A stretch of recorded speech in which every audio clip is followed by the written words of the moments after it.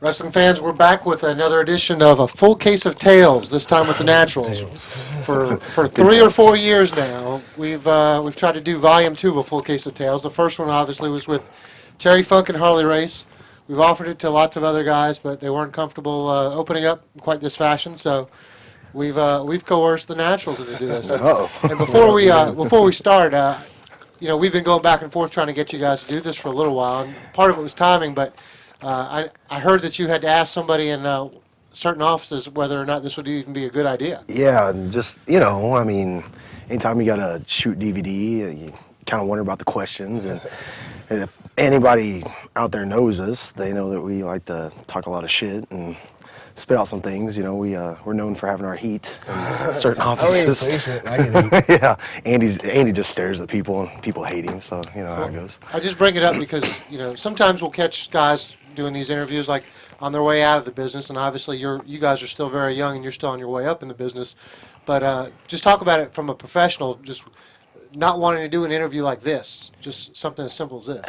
It's just, I mean, one word can change everything. I mean, if we say something out of line, and you got that one guy in the upper office that doesn't like what I say on this DVD, he's gonna be, he's gonna kibosh us. Those guys run the business and and then they ain't gonna want to bring us in, and we have to wait for that guy to, get taken out of his spot before we can move our way back up. It's happened time and time again. It's all about, in order to get up the ladder, it's all about whose ass you kiss, and it doesn't take one ass to upset to go right back to the bottom of the ladder, because we've been down there many times. 20, 30. I want to start off with your backgrounds, and we'll start off with Chase.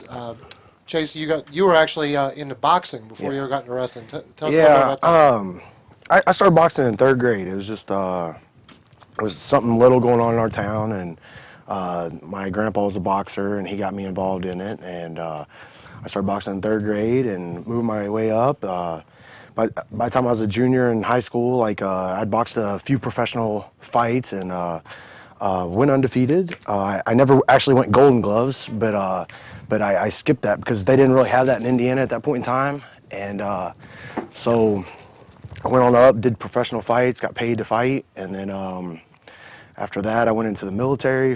I'd given up the professional part of boxing to go for the Olympics. And the Olympics is very hard to get into. It's hard to get seated. You got to have money and things like that. And the military pays for all that. All you got to do is join up, or so they say. So when when I enlisted, I went through the basic training, AIT, and went through different schooling, air assault, airborne. I went through RIP, got qualified for sniper school, went through that. By the time I got out of that, I'd gained 30 pounds, and I wasn't in my boxing bracket anymore, and there wasn't nothing I could do. I mean, I served my time and went ahead and got out, and what happened was my paperwork had got screwed up. It was a whole big spill, and my recruiter got in trouble for ripping out papers in my contract. He's still in prison, I think, and they gave me the option of staying active duty for my 3 years, or I could just take a kind of like a reserve spot, and if any major wars come up in the next 8 years, I could be called up. So I took the reserves. I went back home. Ended up working at a movie store, and I went back to boxing, but I was in a whole new bracket now. I didn't do anything competitive. Like I wasn't really traveling or anything like that. What weight were you competitively boxing at before the 152, and then when I was 152. yeah, man, I was little. I was a little big guy. And then when I got out of the military, I was right at 200. So I mean, I gained a lot of weight while I was in there. And it wasn't fat. It was just, they had me eating 3 times a day, and they had me on, a high protein type of diet. And I was gaining. It wasn't what I was used to.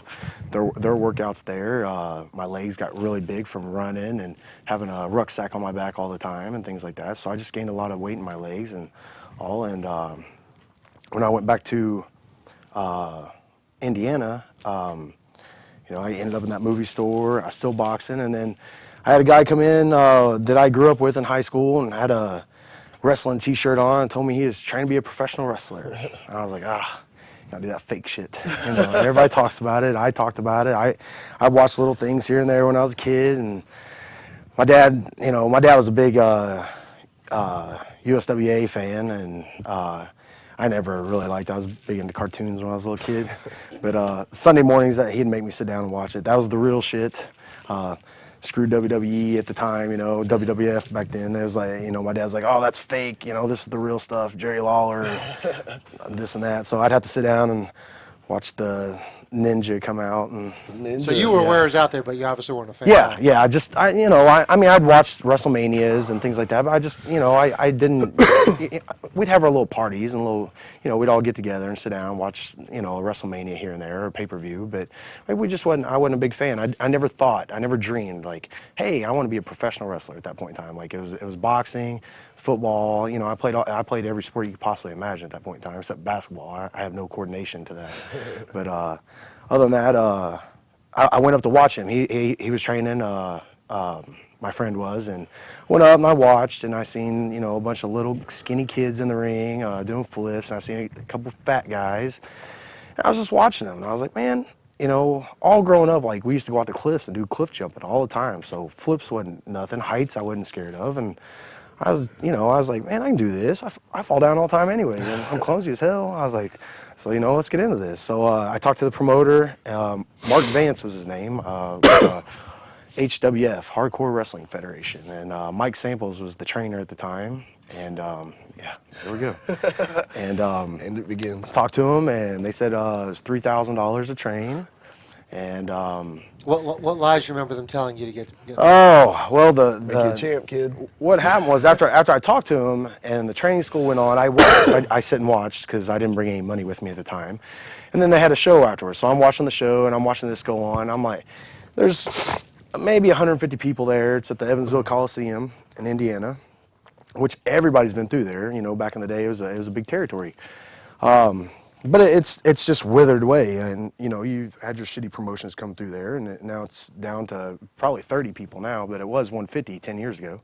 So I watched the show, and I'm talking to my friend, I'm like, man, I really think I could do this, and what do these guys make at night? And he's like, well, they told me $300-400 a night, and they're wrestling 6 days a week, and I'm adding it up in my head, and I'm like, well, $3,000, to train, and then I get done, I wrestle 6 days a week for a month, I make my money back, I was like, hell, this is a good deal, like, I'm gonna do this. So come in next week, I gave him $1,500, trained, they tried to kill me. My first bump was off the top rope. They told me to climb up top. I never took a bump before in my life, and they just, that's what they was doing. Like I jumped in right in the middle of a training session, and they was doing top rope bumps. So at the time, they climb up top, see what you got. All right. So I jumped off the top, and landed, and got back up, and did it, and I should probably be dead right now. It's probably why I'm brain damaged, but yeah, time is it? But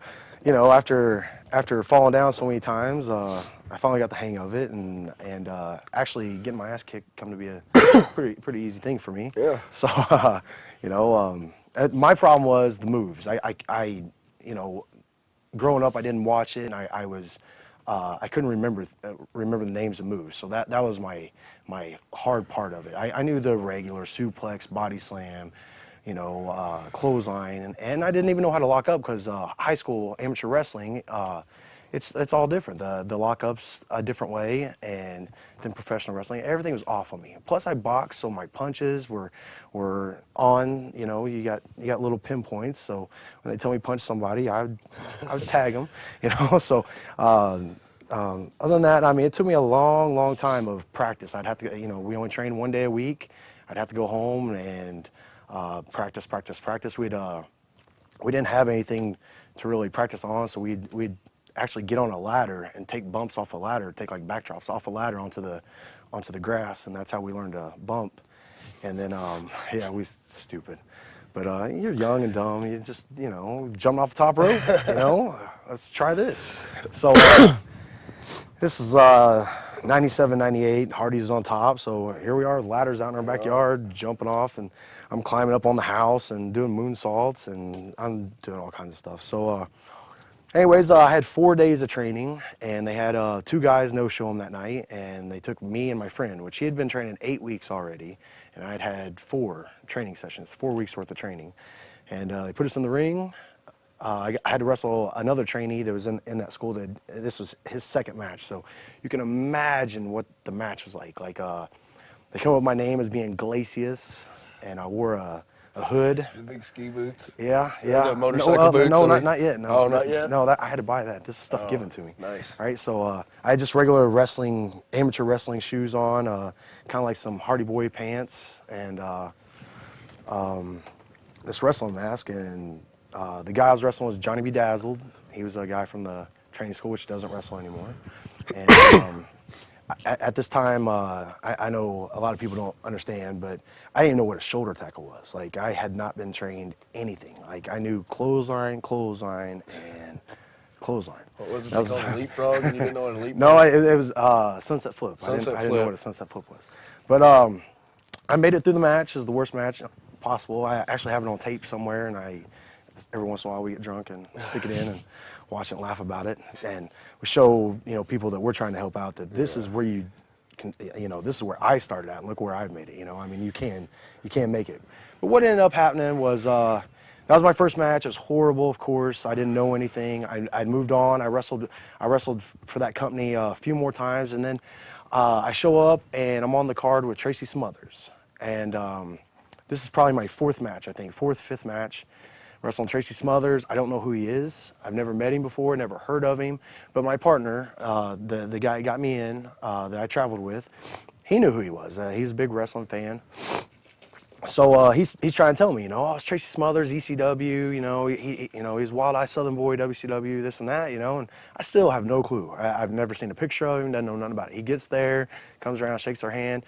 If you know Tracy, he's wild. Like, I mean, he'd everywhere. Say, yeah, I mean, he's here and then there and then here and over here, and he'll tell you what to do, and then he forget, and then he'll tell you something else to do, and he's back and forth, and so he's telling me all this, and I'm just keep my mouth shut, and I'm like, okay. I have no clue what he's talking about. He's telling me stuff. I'm like, I've only had 4 training sessions, like nobody's taught me anything. So we get out there, and as you can imagine, nothing goes right. I screw up the lockup all the way to what was supposed to be the finish. From the lockup, we go to lockup. I didn't know the circle of the ring, things like that. He comes in, teases around, goes back, locks up. My hands are down. Like, I'm still trying to tease around. Locks up, backs me in the corner. What, you don't know how to fucking lock up? I'm like, oh, shit. So he drags me over to the rope, shoots me off. I thought I was supposed to duck a clothesline. I ducked it. I turn around, I get punched right in the face. Broken nose. Fall down, get back up, I don't say a word, I'm bleeding everywhere. I mean, it's profuse, it's just pouring blood. Throws me out of the ring, and that was my first experience with Chris Michaels. He was on the outside of the ring. Grabs onto me and, kid, calm down. I was like, I got a broken nose. I mean, there's no real calming down to this at this point in time, calms me down a little bit, talks to me, gets me back in the ring. Tracy wants me to do a dive on him. Tracy does this thing, rolls out. I don't wait. I just run, hit the ropes, dive. Tracy's not looking. I hit Tracy, he hits a guardrail.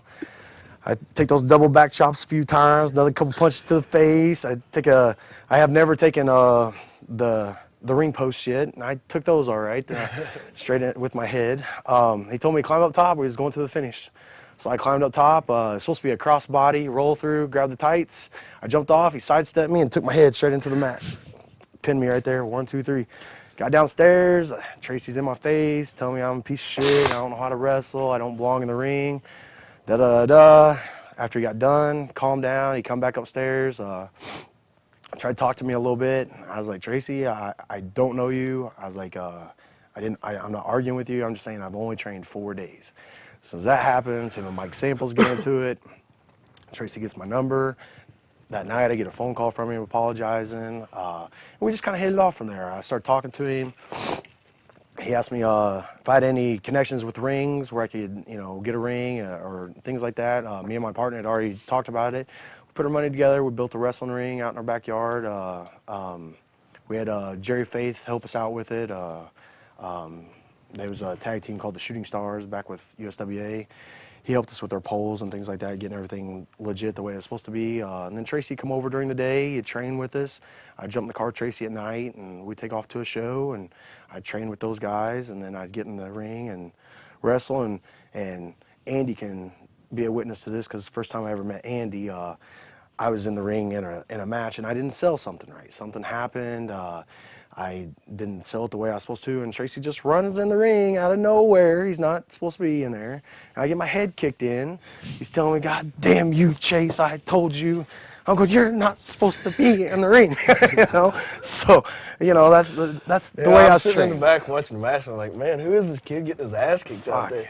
man. And Tracy Oh. shoot through you back through the curtain, didn't he? Yeah. I mean, I'm giggling. I'm like, That's who's the this way I was idiot? trained. I was trained violently, and that's the way I wrestle now. I mean, if I was trained that way, I know a lot of the veterans was trained that way. It wasn't an easy business to get into back in the day, and I'm very happy for the way I was trained because I respect everything that goes on. Like, because a lot of these kids today, you know, it's a hand-me-down. As long as they set up the ring, we'll train you. You ain't got to pay no fees. There ain't nobody getting beat up because you're friends with everybody, and that ain't the way I look at it. I mean, you mess up, I'll lay it in. You mess up again, I'll lay it in. Mess up again, nah. Yeah. Andy, let's Sorry. compare your beginning too, because probably in the beginning of this, you were still in college, right? Yeah, I started, actually, mine is kind of completely different from Chase's because I was a wrestling fan my whole life. I mean, I can remember back when I was 4 and 5 years old when my grandmother would be babysitting me. You know, she was the one that was screaming at the TV for the Rock and Roll Express. I mean, and my mom used to tell me back a long time ago, she would be the old lady at the independent show screaming and hollering and throwing popcorn and everything. Big rat. Yeah, probably so. So, you know, ever since I can remember, I've been a wrestling fan, Smoky Mountain wrestling especially. And so Is that your earliest memory as a fan, is watching the Smoky Mountain? Smoky Mountain, and then NWA before when it was on TBS. I mean, those were the great days as far as I'm concerned. But you know, I was in college and I had a roommate who did a local wrestling show on the university channel. You know, the crappy university TV show. They did like a recap once a week of WCW and WWF and what was going on, and we ended up being roommates. And he was a huge mark, but a very cool guy. And this independent show came to town, and he's like, "Well, you want to go?" So we ended up getting trashed. I mean, just shit-faced drunk. And we go to it, and it was kind of like Chase. Yeah, we don't. Kind of like Chase said. I mean, there were guys in there, you know, 130 pounds soaking wet, you know, no tights, no nothing. And I was like, man, if these guys can do it, I know I can. So talked to the promoter after the show, and I think it was like 2 weeks later, started training, and then trained for 3 months. What was that promoter's name? Jack Barker. It was in Moorhead, Kentucky. It was in my hometown, actually. And it was a weird story. Him and my father were actually longtime friends, like years ago. But started training, was trained by a local guy named Killer Kurt, and trained for 3 months, would, you know, show up to all the shows, help put the ring up, take it down, and then kind of like Chase said, one time they had somebody no-show. They're like, "All right, kid, get dressed." And get dressed. I don't know what I had. I am dressed. I had like black jeans and black, you know, Walmart boots and black tape. And so I went out there and I wrestled Dr. X, which was of course, he's everywhere. He's everywhere. He's well known. It was Johnny Noble in like a, what do you call it? The nurses wear. Oh yeah, the scrubs. Scrubs and a mask. So we go out there, and it was first match, and it was in front of a capacity crowd of 8 people. And so we go out there. Sold out. No, sold out. So we go out there, and halfway through the match, you know, I know what to do. You know, I know a few spots and all this. It's a really simple match. But we lock up, and then all of a sudden, I just snatch a headlock because that's what I knew how to do. And then I got the headlock, and then you can see it. I've got the tape somewhere. Deer in the headlights. I was like, what in the hell do I do now? Had no idea where to go with it, what to do. So obviously the next thing was hair back to the corner and a million chops. And but the match went on. It was okay. And then after that, Time out. Yeah, time out. So that's where I got my start. It was in my hometown. Then I finally got somewhat of a gimmick put on me. Hardy Boys were on top, so I had the baggy, shiny pants. So about to get into that. Had the Hardy haircut. They made me do the senton bomb, all that stuff. Made him. Listen to this. I'm marked out for it too. Actually, the promoter did. But, so, you know, went on doing that, and then, you know, I learned all the basics and what you need to know to be able to do a match while I was trained. But as far as psychology, you know, learning the ropes and all that stuff, I really started to learn when I was traveling to Kingsport, Tennessee.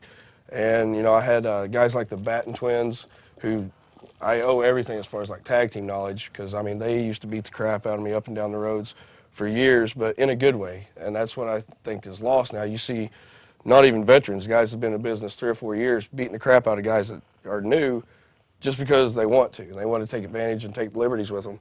But I mean, I was beaten up and roughed up in an educational way by the Batten twins, by Killer Kurt, by Bo James, and all those guys, and started to be able to call a match. And Bull Payne, scared to death the first time I wrestled Bull Payne, because the first time I wrestled him in a singles match was, we'd done a show for Mitch Ryder in Kentucky. That was the one I'm sure you guys have heard of, when Chris Champion tried to light Michael Shane on fire. But that fight got broke up, and then so everybody got shorted on pay on that show. It was Mitch Ryder's show. So then the next, like a week later, we're back in my hometown, and I'm wrestling Bull Payne in the main event. Well, here comes Mitch midway through the show, and you see Bull Payne, his gimmick was a baseball bat at the time. He goes, "I'll be right back, kid." Like, okay. He goes over to Mitch, and I can see him mouthing, "You got my money?" And Mitch was like, "What money?" Bull's like, "Okay." Bull walks outside. It's like 10 degrees outside, a blizzard. Busts out every window of Mitch's car. Comes back in. He's all frazzled, knuckles bleeding. He goes, "I messed up, kid. You got to call the match." And I'm like, well, I never called a match before in my life, and here's this, you know, he's a monster of a guy, and I've seen him just kill greenhorns. And I mean, I'm shaking, scared to death, but we went out and had a pretty good match. But I mean, just situations like that, you know, you learn on the fly, and I owe a lot to those guys. And then the knowledge really started to come to full circle when I moved to Nashville and understood what it was like to work a crowd and work old school style, and, you know, not just spot, or see how high I can jump off a ladder and all that crap. And then we got paired up, and the rest is kind of history. What opportunity presented itself that you decided to move to Nashville? Actually, I owe that to Eddie Browning and Johnny Noble, who were tagging, and they used to take me everywhere, and they were driving to Columbia every Saturday to work for Mike Porter, and out of nowhere, one time we were at a show, and they just asked, "Hey, would you like to go down there?" And I was like, "Don't know how much money we can get you." I was like, "Well, how long of a drive is it?" And at the time, it was like, I think it was like a 4-hour drive for me, and the money wasn't that great, but they're like, "Trust me, you know, it's a great place to be. You're going to learn a lot. You really need to give Nashville a shot." And this was all pre-TNA, so I mean, it wasn't like I'm just going to Nashville to try to get a TNA deal. But they're like, "You're really going to learn a lot by going down there." So I just hopped in the car one time with them, went down there, had a tryout match, I guess you'd say, with that. And they liked me, so I kept coming. I was still in college, and then I switched over to work for Bert, and that's when I started running with Chase. And then I graduated college, and I was like, "Well, screw this, I'm out of here." So that's when I just packed everything up and moved to Nashville. And it became a full-time thing after that. The same question for you, Chase. Why did you move to Nashville? Mine was a lot different than that. I'd met a bunch of people on the road with Tracy, and trained with quite a few different people at that time. Like I'd Terry Taylor and Kurt Hennig and people, you know, Barry Windham, things like that. And I went through little seminars with these guys, and even traveled with them on the road with Tracy and things. And I learned a lot that way. And at the time, I'm sure you guys all remember, and people sitting at home probably, you know, was it 7, 8 years ago, John Collins started up a promotion, Main Event Championship Wrestling, out of Illinois. And we started wrestling for him because he started running the Evansville Coliseum. He's a very weird guy. I hate him. But at the time, I was trying to make it in wrestling. I didn't know anything about it. I was listening to what everybody was telling me. And he paid. He was running that Coliseum.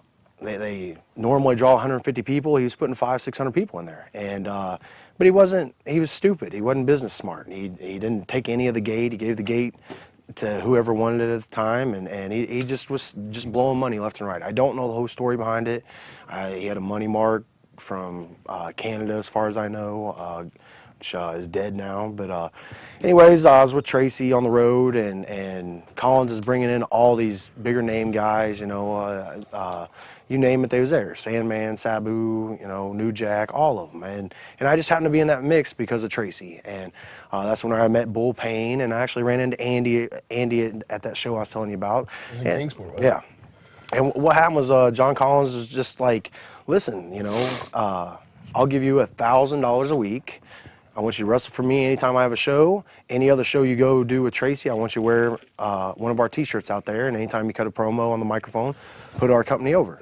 So there's $1,000 a week. You know, I didn't have to work another job. I was on the road. I didn't, you know, I had no responsibilities whatsoever besides, you know, just get in the car and go somewhere. You know, somebody always took care of our hotel, and you know, I had $1,000 in my pocket a week. Plus, these other promoters was paying me to come in, so I was making even more money than that. Everything was great. Everything was going good. Cash was coming in, and then everybody started getting checks. And I was always told not to take checks, but when you look at Kurt Hennig taking a check, and Tracy and Terry Taylor and Sabu and all these guys taking checks, you're like, oh, you know, okay, cash it, wait your 7 days like you're supposed to, it goes through. Cash another one, wait 7 days, it goes through. Always come through. It was like 6-7 months before what had happened was the checks was from Europe. It was European checks, so had to get overseas, it had to circulate. Couldn't make it through the bank. Then it had to come back over and hit our bank accounts all at one time. We all got bad checks at one time. I had like $8,000 in bad checks hit my account, just like bam. And the bank tried calling me, but I'm on the road. I didn't have a cell phone at the time. Cell phones, it ain't like today, you know. It was just your house phone, you know. And I was never at my house. So I come home and my car is repossessed. I have no clue why, what's going on. I call the bank. I have $8,000 in bad checks. Now they repoed my car. They've already auctioned it off. So now I'm $16,000 from my car in the hole plus another $8,000 I owe the bank. I'm like, what the fuck? So my electric shut off. I'm just like, you know, me and Michael Shane's living together at the time. It's dead winter in Indiana. We have no electricity. Water's been shut off. We're trying to go as much money as we can because all these bad checks come back. We're not making no money now. We have no money to travel. Like, it was bad. We'd have to go outside and start up his car and turn the heater on to fucking stay alive during the wintertime. I mean, it was really rough. Oh. Had to. That's not true. Yeah. But anyway, yeah, cut that. Anyways, Tracy found out, you know, that's what we was doing. He's like, you know, pack your bags. You know, I got a house in Springfield, Tennessee. He's like, you know, you can move in with us. I had I had really nice furniture and everything. Tracy got me a U-Haul, drove it down that night. I mean, he told me, and it was 2 hours later, I had everything packed and we was on our way. My parents didn't know I was moving. Nobody knew. I just up and gone. Moved in with Tracy. That lasted probably 2 months, staying with Tracy and traveling. I met, and what happened was I was always told, don't work for Bert Prentice. I was always told that. Do not work for Bert Prentice. Oh, he'll fall in love with you. Da, da, yeah, da. You guys are his type. Yeah, trust me. We know. He'll be happy to tell you. Yeah. But I got offered his tax return one time. I didn't ever get that one. Yes, but I do have stories, though. But anyways, I just happened to wake up one morning, I turn on TV, and there's a wrestling show on TV. So I start watching. It's got Jerry Lawler on it, Brian Christopher, you know. It's got a couple other names on it. And I'm like, who the hell's running this? You know, it's in Nashville. All of a sudden, Bert Prentice comes on. I'd never seen him before in my life.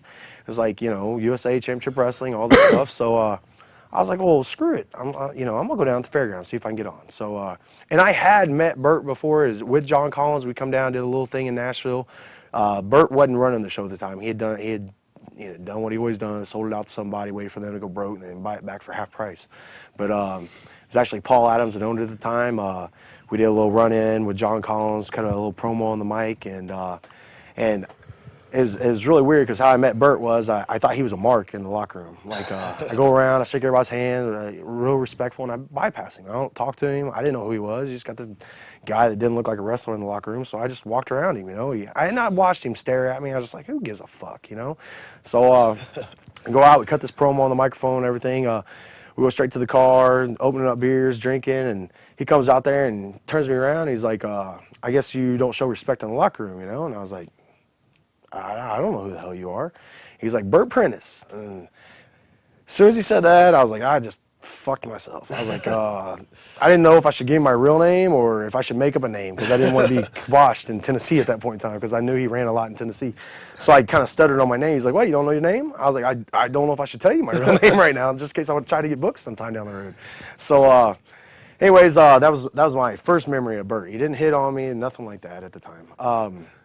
months and months later, I watched a show on TV and decided I was going to go down there. Jerry Lawler's there and things like that, and it seemed like a pretty good opportunity for me. I ended up at the fairgrounds that night, and Sarah Lee, which was the ticket lady at the door. She was not letting me in. I mean, I had to buy a ticket if I was coming in that door. She was ready to tackle me, throw me down, everything else. I'd made some phone calls. Blackie West was the booker, and he was. I was trying to describe myself on the phone to him, and he's like, "Yeah, come down, and we'll see what we can do with you." You know, this and that. I get down there. I'm thinking Blackie West would probably be a black guy, so I'm looking for a black guy, and there's no black guys. So I find out Blackie's a short white guy, is probably prejudiced. He's so redneck. I don't know why they call him Blackie West, but anyways, he travels with Chris Champion now. But as I meet up with him, Bert Prentice sees me from across the gym and tells Sarah Lee to let me in. So I end up walking over there, and he's like, "Where the fuck you been?" And I was like, "Trying to get in the door." And I've been arguing with her for an hour and a half. I ain't got $8 to get in here. So he told me he's gonna put me on the card. Asked me if I had my gear, and of course I had my gear. So he introduced me to everybody in the babyface locker rooms. They had separate locker rooms back then, at that, and they still do today. Yeah. There's no talk amongst each other. You go out and you wrestle, and you call it in the ring. So I'm in the babyface locker room with people, nobody I know, and Bert Prentice asked me what my name is. Well, I at the time I was going by Chase Bradley, and I was like, I'm going by the Chase Bradley, and he's like, I don't really like that. And I was like, the hell you mean you don't like it? It doesn't matter. That's my name. That's what I'm going as. He's like, I think we're gonna call you Chase Stevens. And I was like, what? That sounds stupid. Doesn't even have a ring to it, I was like, no, I ain't going by Chase Stevens. He's like, no, you're going by Chase Stevens. I was like, no, I'm not. So nothing more was said about it. I said I wasn't going by it. I go in there, ask when I'm on. I look at the card, and I'm not even on the card. I was like, huh. Well, he told me I was wrestling tonight, so should I get changed? They're like, well, if you're not on the card, just wait. He'll come back here and say something to you. So the show starts, beginning of the show starts, and they're taping it. It's on TV. And he had a decent TV at the time. And all of a sudden, he's like, we got a newcomer here to Nashville. I'd like to introduce Chase Stevens. And I was like, that son of a bitch. I'm not going. I'm not going out. Starts playing music. I just sit down. I was like, I ain't going out until he calls me Chase Bradley. So I sit there, and he kind of, come on, folks. He's a little shy. Let's get him out here. Come on, Chase. Don't be shy. Come out through the curtain. I'm like, son of a bitch. So I was like, and now he's making me look like a fool. So I feel like I have to walk out there. So I walk out to, 200 people at the Nashville Fairgrounds and get applauded. And I get in the ring, and I've never been on TV before, well alone done an interview or anything at this point in time. So I am a nervous wreck for no reason, but I just am. Like I got a red light in my face, and he's got a microphone in his hand, and I've never been to the fairgrounds. Oh, well, I mean, I'd been there one time, and it was actually packed when I was there. But I didn't know anybody. I mean, I was just in a weird environment. And he starts asking me these questions. Well, how you like being here in Nashville, this and that? And I'm like, oh, it's great. Wonderful people, nice, Inside, I'm pissed. I'm like, I ain't fucking Chase Stevens. You know what I mean? I'm Chase Bradley. All of a sudden, I get shoved in the back, like shoved, like hard in the back. I turn around, I got a massive guy on me at this point in time that is bald-headed and in my face going, I've been here 3 years, and I've never had my own personal interview. Why do you come in one night and get it? And I'm like, I really don't know. I got called out, Like, I have no clue what's going on. So as he gets in my face and gives me the shove again, Bert's like, pulls the mic down. He's like, you better hit him. And I'm thinking at the time, seriously? Like, what kind of hit you want me to do to him, Like, I'll knock him the fuck out if you really want me to, So I throw just the regular wrestling punch, and the guy sold. So I kept going with it. Shoot him off. I go to shoot him off. He calls reverse, duck one, crossbody. I'm in my regular clothes. Reverse, duck one, crossbody. A referee comes sliding in. 1, 2, 3. That was it. I powdered out. I'm like, what the fuck just happened? I just had my first Nashville match, and I have no clue what's going on. Bert's out there, oh my God. Rick Michaels was big in Nashville at that point in time. That's what it was Rick Michaels. Didn't know him, never met him. I didn't meet him that night. He left before I could even see him. So, and he used to be just big and jacked up, and I get outside, and Bert Prentice, oh my God, Chase Stevens beats Rick Michaels in 30 seconds. I showed that on TV for 4 months, me doing this little spill with him and beating him. Supposed to have a big angle with him. What happened, and I didn't know this, prior to me getting there, was James Storm was the big baby face in Nashville. Him and Bert got into it. Storm spit in Bert's face, and he got fired. I walked in the door a couple hours later. Bert saw me, like, fuck, I'm going to have a baby face here. And that's what had happened, but I didn't know that at the time. So what happened was the next week, I was supposed to be working Rick Michaels. And Bert is the biggest kayfaber of anybody. He doesn't tell you what's going on. You be in the match and fucking somebody else will just come in out of nowhere. You have no clue what's going on, right? So I didn't know James Storm at the time. I didn't know the spit in the face. I didn't know he's a big baby face. All I know is the next week, me and Rick Michaels face to face, having a wrestling match. All of a sudden this cowboy song comes on. I'm like, hitting Rick. I'm like, the fuck is that? Garage door opens up and you got this guy in a cowboy hat right there. I'm like, who is that guy?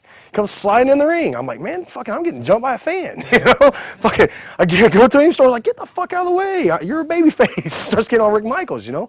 I don't know what's going on at this point in time. And so I'm just kind of deer in the headlights, just stood there like, did I just have a match or what just happened? So Bert's like, get out of the ring, get out of the ring. It's like, get out of the ring. Bert's like, don't worry about it, don't worry about it. We're going to cover this next week, you know. And I'm like, what the fuck just happened? And if anybody's ever worked for Bert, they know he's just fly by night, no storylines. Doesn't usually have belts unless he's got a mark buying them for him. But for some reason, he stays on top. He's always got fans coming back. I don't know how he does it. I mean, we work for him all the time still to this day. And there's no logic to his wrestling. It's just, you know, one week me and Andy's paired up as a team. Next week we're beating up each other. And no reason. There's no storyline background. TV, it's chaos but people still come to watch, and that's was my first experience in Nashville. A few months later, Well, before you go, because you worked for Bert Prentice too around this time. this is way before he got Okay. here. Yeah. A few months later, Cassie Riley walks in the door, and I never heard of him, never seen him. Shakes my hand, introduced myself, Chase Stevens. Yeah, I'm tagging with you tonight. We're gonna be called the Hot Shots. And I'm like, what? No. I'm singles. I don't, you know, I love tag. I always want to be a tag team, but I had a tag team partner back in Indiana, and I was trying to get him down at the time. And I have Cassidy coming in and telling me that we are the Hot Shots, you know, not, hey, would you like to be called the Hot Shots or anything like that. It was just like, no, this is what we are.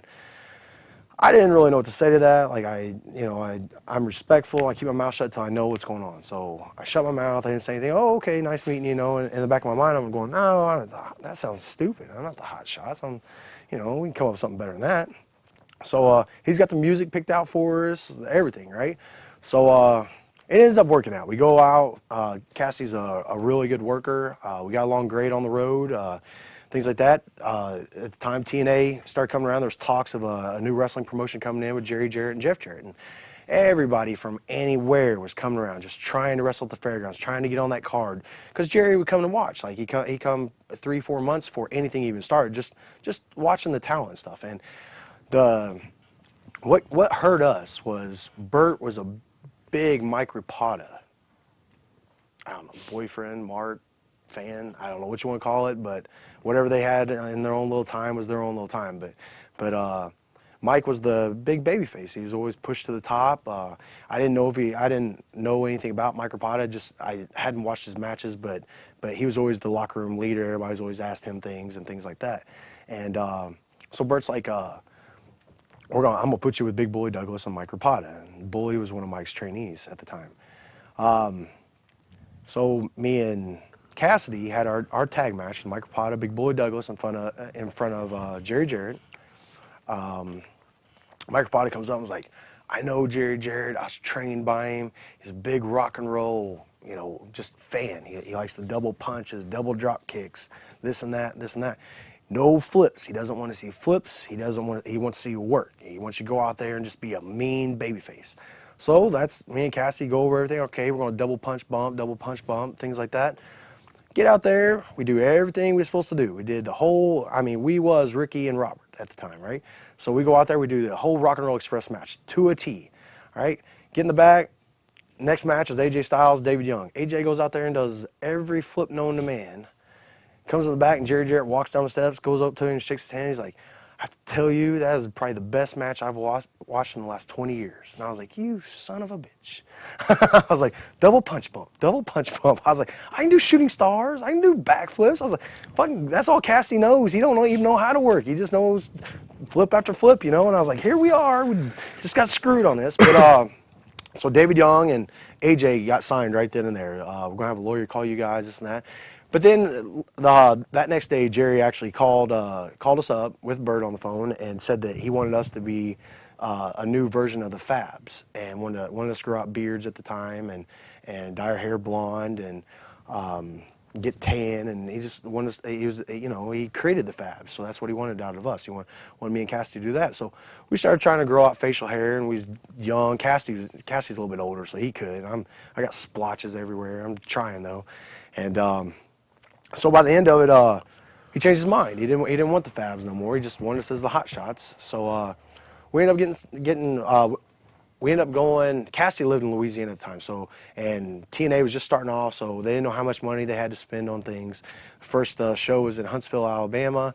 I get a phone call from Bert saying you need to get down here. Psychosis hasn't showed up, and you're the runner-up for him. So get down here. He's like, drive down to Huntsville, and I'll get you on the show. So get in my car, drive all the way to Huntsville. I pull up in the parking lot, and the very first person I see when I get out of my car is Psychosis. I'm like, son of a bitch. So I go inside. I meet with Bert. Bert's like, Psychosis showed up. I was like, yeah, I done met him. So they want us to be security guards. Luckily, Bert was like, no, don't be security guards because that's where you're gonna be stuck at. He's like, if you're not on the show, don't be on the show. Just kind of, hang back, play your politics, talk to the right people, get yourself in. And that's what I did. Talk to the right people. I was very nice and respectful, and just just talking to them, telling stories. And Tracy has helped me out so much because so many people know Tracy Smothers, and when you tell them that I was basically trained by him on the road and things like that, like it really does it got me up a little notch, because everybody's got their stories about Tracy. Anybody that does a shoot interview that doesn't say something about Tracy Smothers is lying to you, because they've all met him, they've all probably been beat up by him a couple times. But anyways, me and Cassie hit it off. We actually got on TV. We did little stints here and there with TNA, and that's whenever the money thing come back on them. I'm not quite sure how it went, but they was told they was getting so many buys on the pay-per-view, and it ended up being a lot less than what they thought. So they had to do cutbacks really fast. Cassie was in Louisiana. They couldn't fly him in. It's almost a 10-hour drive for him to get to Nashville, and they didn't want to give him a rental car and things like that. So they just had their little falling out, and the time Andy had come in to work for Bert, and Bert ran right there at the fairgrounds.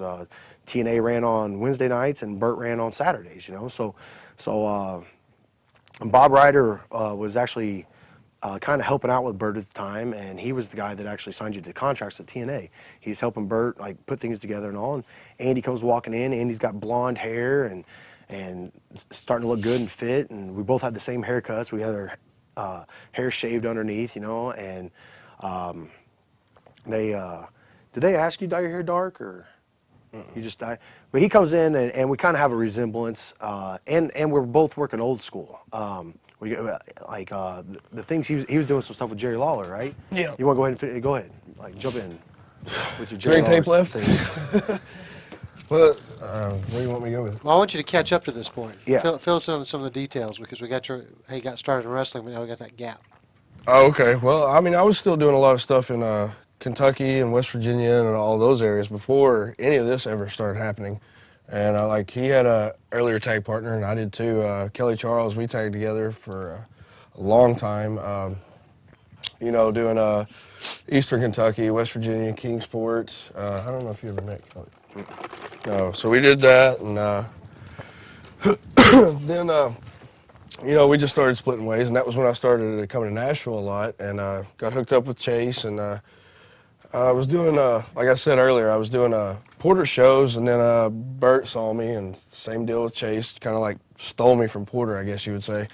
So I started doing Bert shows every Saturday, and I think how it started, actually, we actually worked against each other a couple times, not in Nashville, but around Nashville. Yeah, Kentucky and a couple other places.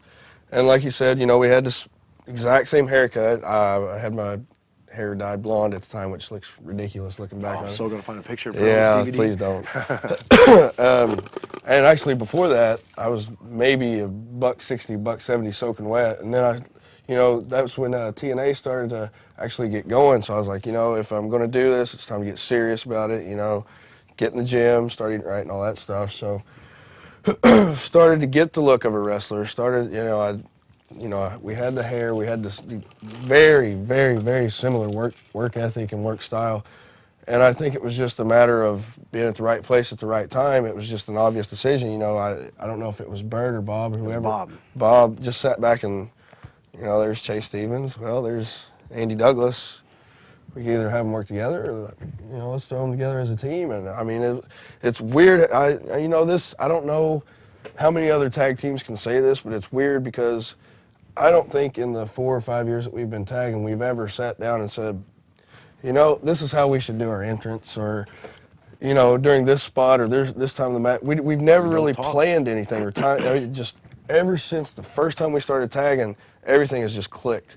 I don't know if the fans or anybody else knows this, but I always walk through the curtain first. The way we circle the ring is, I don't know, it's just little minute details that we notice, but, it just makes the tag team work so smoothly, and we've never really rehearsed it or talked about it or gone over it, or, I've heard Ricky and Robert talk about situations where, I may tag Chase in and I don't even have to say anything. I can just look at him or he can look at me, and we know exactly, we're on the same page. We know exactly where we're going with the next spot, with the next move, or if he needs me to do something on the outside. And that helps a lot with our unity and how we go through matches, because we don't have to go over everything in the back. We don't have to make things obvious in the ring. We're on that same page, and it makes matches go so much more smoothly. And somehow, with both of our egos and attitudes, we've never really gotten in a fight yet so far. And other tag teams, not to mention names, Fight with each other. Fight with each other and hate each other. Yeah. And they get along for so long, and then it's just a matter of time before, the magic fizzles out. But, so far everything's been great. And, like I said, it's almost like a marriage, how we're on the road so much together, and it's been great so far. What I think was the combination of me and Andy being together was AMW was just coming together. AMW had a match, Harrison Storm had a match with each other, a tryout match with Jerry Jarrett against each other. And they decided to put them together. You had the redneck, and then you had the pretty boy. They put them together as a team, and Storm come up with the name AMW, America's Most Wanted. They needed somebody to feud with them, because they were still wrestling for Bert too on Saturday nights. So they're trying to come up with a good heel team. Andy had just come out and he was working Jerry Lawler, so he was doing the King of Nashville. The King of Nashville. It's never been done before, I don't think. Not at all. That angle's never been done before. Yeah. Pretty original. Yeah. And Andy copied everything he could possibly. No, I'm joking. So Andy's doing this. He's getting really good heat. I was the top heel in Nashville at the time when Andy come in, and he's getting good crowd reactions for just getting there. Oh, let me cut you off here real second before my heel turn. This was probably, I'd already been in the business maybe 5 years and been a babyface every match, everywhere. I couldn't beg a promoter. I couldn't give him my payoff for him to let me be a heel. And thanks to Bob Ryder, we had this great angle going at the fairgrounds in Nashville for Bert. It was me, Rick Santel, and Chris Vaughn. They were a tag team, but we all worked together. We were the top 3 baby faces in the company, and like Chase said, he was the top heel. But we just had this storylines for at least months, almost a year probably. It was really good TV. Really good TV. And we did an angle where I was in a tag match and I hurt my knee. And at the time I was still in college, and I was doing an internship in the training room for the football team. So I had all this access to all this equipment and everything, so I was like, man, this is going to be great for TV. So since my knee was supposedly hurt, I had this full leg brace, like if you just had your ACL worked on or whatever, or your knee scoped. So I show up to the fairgrounds, on crutches, full knee brace, or full leg brace, go out at intermission, sell pictures. The fans think I really have to have knee surgery. I had, old women crying, like, when are you going to be back? And I was like, 6 to 8 weeks, the whole deal.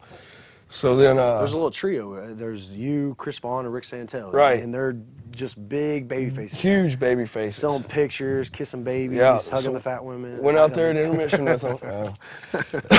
Sold pictures, and then they had their match, which was the main event. Chris and Rick did. So, you know, I went out there as their hurt baby face manager, you know, on my crutches, and you know, they win the match at the very end. And so I hobbled into the ring to raise their hands with them.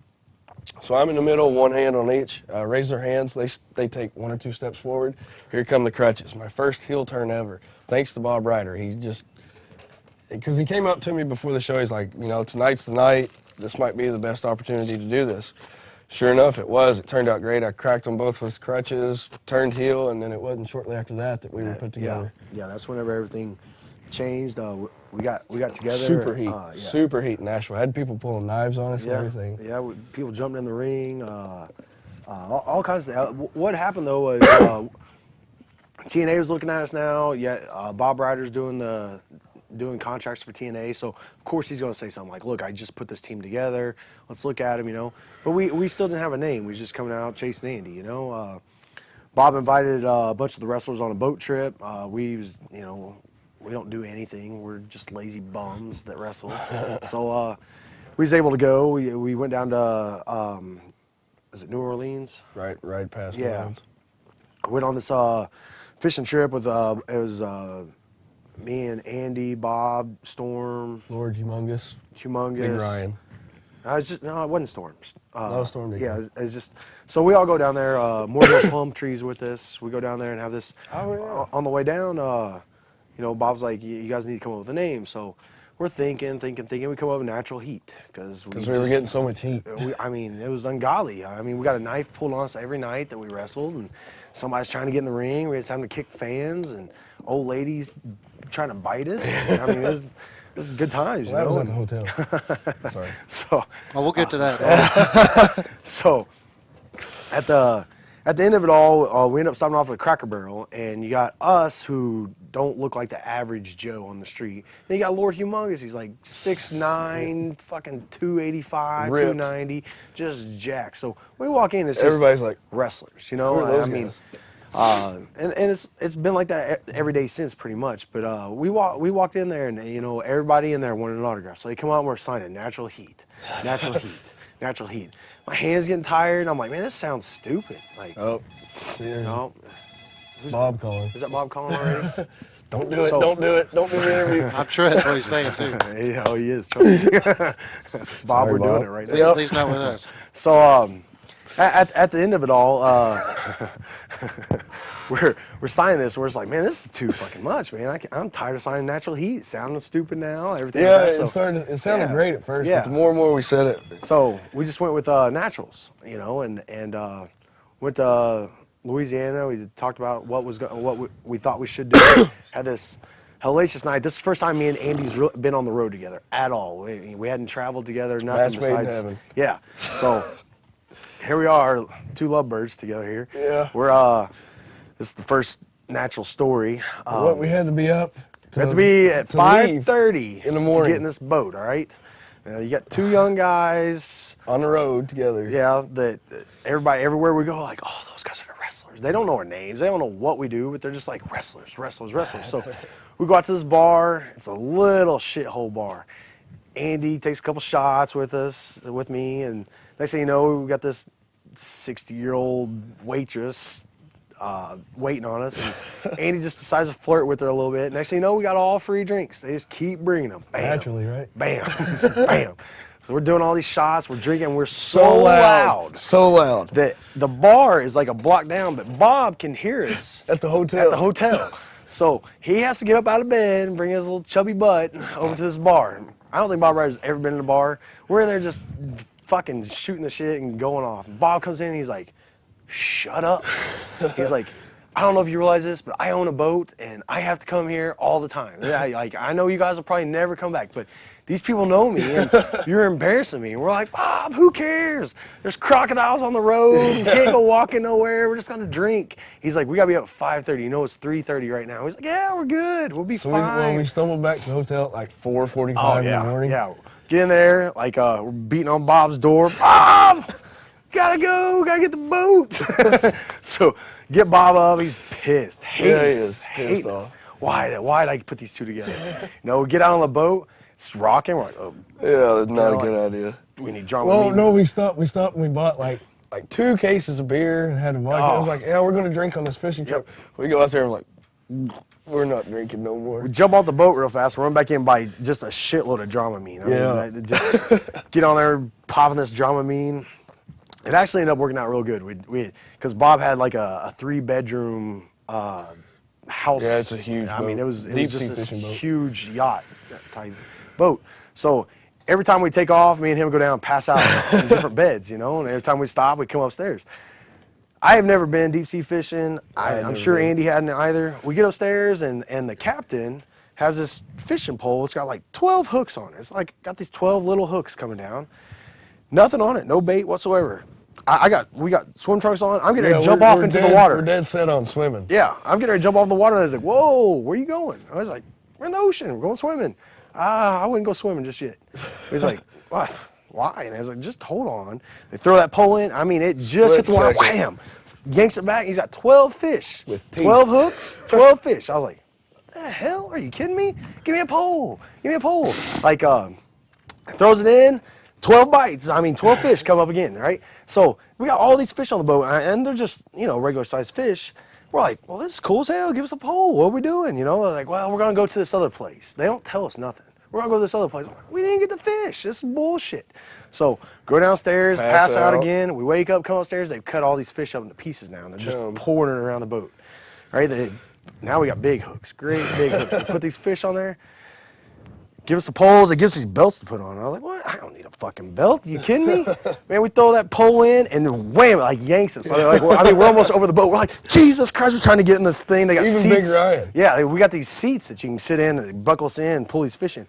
We get these fish in the boat, and they're like 6, 7 foot long fish that they're pulling and they're hooking them and bringing them in the boat. And then they got these beating them in the head. Yeah, they got with these baseball bats just cracking these fish in the head. I'm flipping out because we're about to jump in. I mean, and teeth. Yes, teeth on these huge ass teeth. I don't know what we was fishing for. I have no clue. I mean, I know bass and things like that. This wasn't that. Yeah. Right. So this is going on, and I swear, I mean, we was like this close to like, fuck you, Bob, we're jumping in the water anyways. I'm glad because, I mean, my hook didn't even hit the water and they'd jump up and grab. I mean, it was that bad.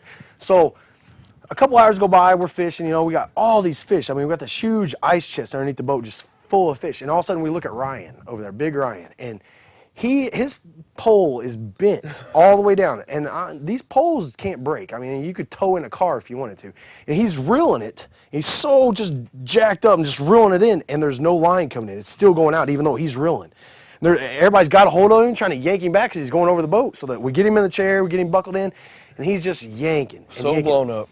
It takes him 55 minutes. He gets this thing in. Captain jumps off the top. He's like, cut the line, cut the line. It's a fucking shark. Cut the line. It's this huge shark. I mean, it's gigantic. Ryan's like, we're getting her in. Like, cut the line. They got a gun out just shooting it in the water. They're cutting the line. Like, I'm like, no, we need it. Like, don't you bring that damn shark in the boat. So yeah, I got close to the boat I mean, it was before right there. I mean, it was the coolest experience I've ever had in my life. I'd seen this huge, great white freaking shark, it looked like. You know what I mean? It's like just something to see on TV. And that was about the end of that. Yeah. Okay, so you guys ended up claiming the name of the Naturals, and TNA was taking a look at talent at this time. Yeah, we'd done a few after the boating trip. We got back, and That was right around the time, speaking of Rick Michaels, where the whole pink and black kind of came about too, right? Yeah, we was actually kind of like a more of a yellow and black. Yeah, I had yellow and black tights, and I had like fire. I had like flame trunks. And, Rick Michaels made my gear after everything, and then we were at TNA, and he was making everybody at TNA's gear and putting everything together, and we was actually going to go blue and black, right? It was like a cool, like blue and silver. Yeah, blue, silver, and black. And he didn't have the color, and it was actually kind of his idea because he had this fluorescent, this bright pink, and he goes, well, you guys are young, cocky heels. What more heat would it be if you guys came out wearing pink and black? And we looked at each other. And we're to be big, honest, we're big, both red marks. So I mean, who isn't? I mean, if you're a wrestling fan, you have to love Bret. You know, I mean. So that was kind of the beginning of black and pink. Yeah. And it just stuck from there So until Memphis. yeah, so now we have gear that actually looks really nice, and we're traveling back and forth with Lawler in Memphis, and we're doing small TNA skits. We're not under contract, but we're just one-day contractors. Like, Yeah. you know, they call us up, come in, and we sign just that one day. Last minute. Yeah, because we live right in town now, you know. He's got a little drive. Yeah, I don't think he moved to Nashville just yet. He's still in Kentucky Not at the yet. time. Yeah, but I was coming down anyway. Yeah. So, anyways, we're going to Memphis back and forth every other week with Jerry Lawler's group, and it's just that was our road time together. That's when we started getting to know each other, and we're anybody knows us, we're wild men. I mean, that's the way we are. I mean, there ain't no other way to describe us. If you go back and watch the veterans, they traveled 6-7 days a week, That's what we did. out of their minds, just drunk and chaos. Drinking on the way to shows. Yeah, drinking on the way to shows, bar scene after the shows, like girls. That's us. I mean, we're rockers, you know. I mean, that's the way we are, you know. So we're going to Memphis, drinking all the way. Well, what sucked is Memphis was live TV at 9 or 10 o'clock in the morning. So 9 a.m. we would have a show the night before and wherever, drive to Memphis that night, go to the strip club, which didn't shut down till what, 5 or 6 in the morning? They stay open for 7 because we always had Brian with us. Brian keep everything open until 7. Yeah, that's right. And then we go straight to the TV studio, out of our minds because we're young. Just We head haven't on got the this table. tolerance built up yet. About to pass out. Yeah. So and this is a shoot. Since we're doing the shoot DVD. Yeah. I'm so drunk one day at the TV studios, like I cannot function. Like my head's on the table and I'm out cold. To set this up, to set up how weird Memphis was at the time, I mean, they would write the show maybe 5-10 minutes before you go on live TV, and there were several times where it would be like, you go out there, 3 minutes, here's the finish, and you're just like, Yep. okay. Yep. So anyway, that's kind of how Memphis was So at we the time. figured we'd be on main event or whatever, you know. So we got our heads laying. I got my head laying on the table. I don't even know what he's doing. I'm so out of my mind right now. I still have my jeans on. I have somehow put my wrestling boots on. Yeah, we in the had middle our of all wrestling this. boots, hadn't put our tights on. Just, I don't know how this happened. But Jimmy Hart comes in, baby, come on, baby. You guys are on, you know, like blah, blah, blah. right now. Right, yeah, like right now. Like we raised our hands, like, holy, right now? It's like, so I just rap. And I tuck it down, tuck my laces in. I was like, let's go. Like we're so out. We take our shirts off, got our jeans on, no knee pads, wrestling boots. Like we walk out there, and I don't even remember who we wrestled that day. It was like a 3-minute match, but 3 minutes is a long time when you have no clue even where you're at that point. All right, so we do that. We get in the back, and we for as bad as we sound, like we never do anything that's going to hurt you. We're not going out there and doing a spot fest, and we're not going to, you know, try to do anything with you. I mean, punch, kick, choke. You know what I mean? Like we're drunk. We ain't doing nothing more than that. So we get back in the back. Everything's good. Like we kind of sobered up, sweated it out of our system. We're like kind of joking around about it. How the fuck did we get this? Jimmy Hart gets this bright idea since we're in our jeans out there that the next taping we're coming down. He calls and leaves us a message. He's like, Sounded great at the time. Yeah, They were gonna this put voice great message gimmick on us. is, you know, hey, you guys coming down? Get some rock gear. We want you guys kind of rockers, like heavy metal, like a heavy metal group. I'm listening to the voice message. Turned on speakerphone. We're both listening to it. It sounds great. We haven't come up with this idea yet. So Because they were pushing for an angle at the Mid-South Coliseum, us against the Rock and Roll Express, Yeah. so they kind of wanted us as heels to be anti-rock and roll, so they wanted like the Marilyn Manson Slipknot type gimmick. yeah, so we called Jimmy up, and Jimmy's like, I'm gonna get you guys a wardrobe. Don't even worry about buying anything. I know you guys are already on the road and you haven't packed. And you we're know? marking out because we were like, well, Yeah. Jimmy Hart's going to buy it. Yeah, You know, Jimmy look at all Hart, the tag teams that he's got all this great gear for.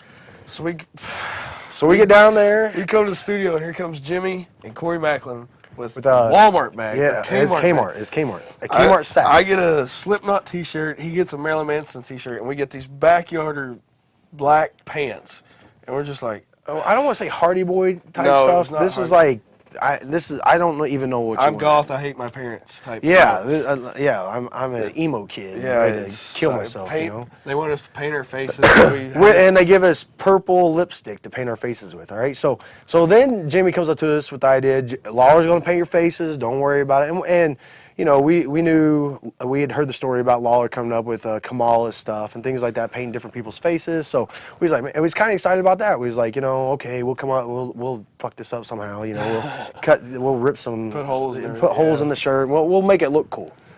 We was a little upset that we had wrestling gear and we had to be in this kind of backyard type gear.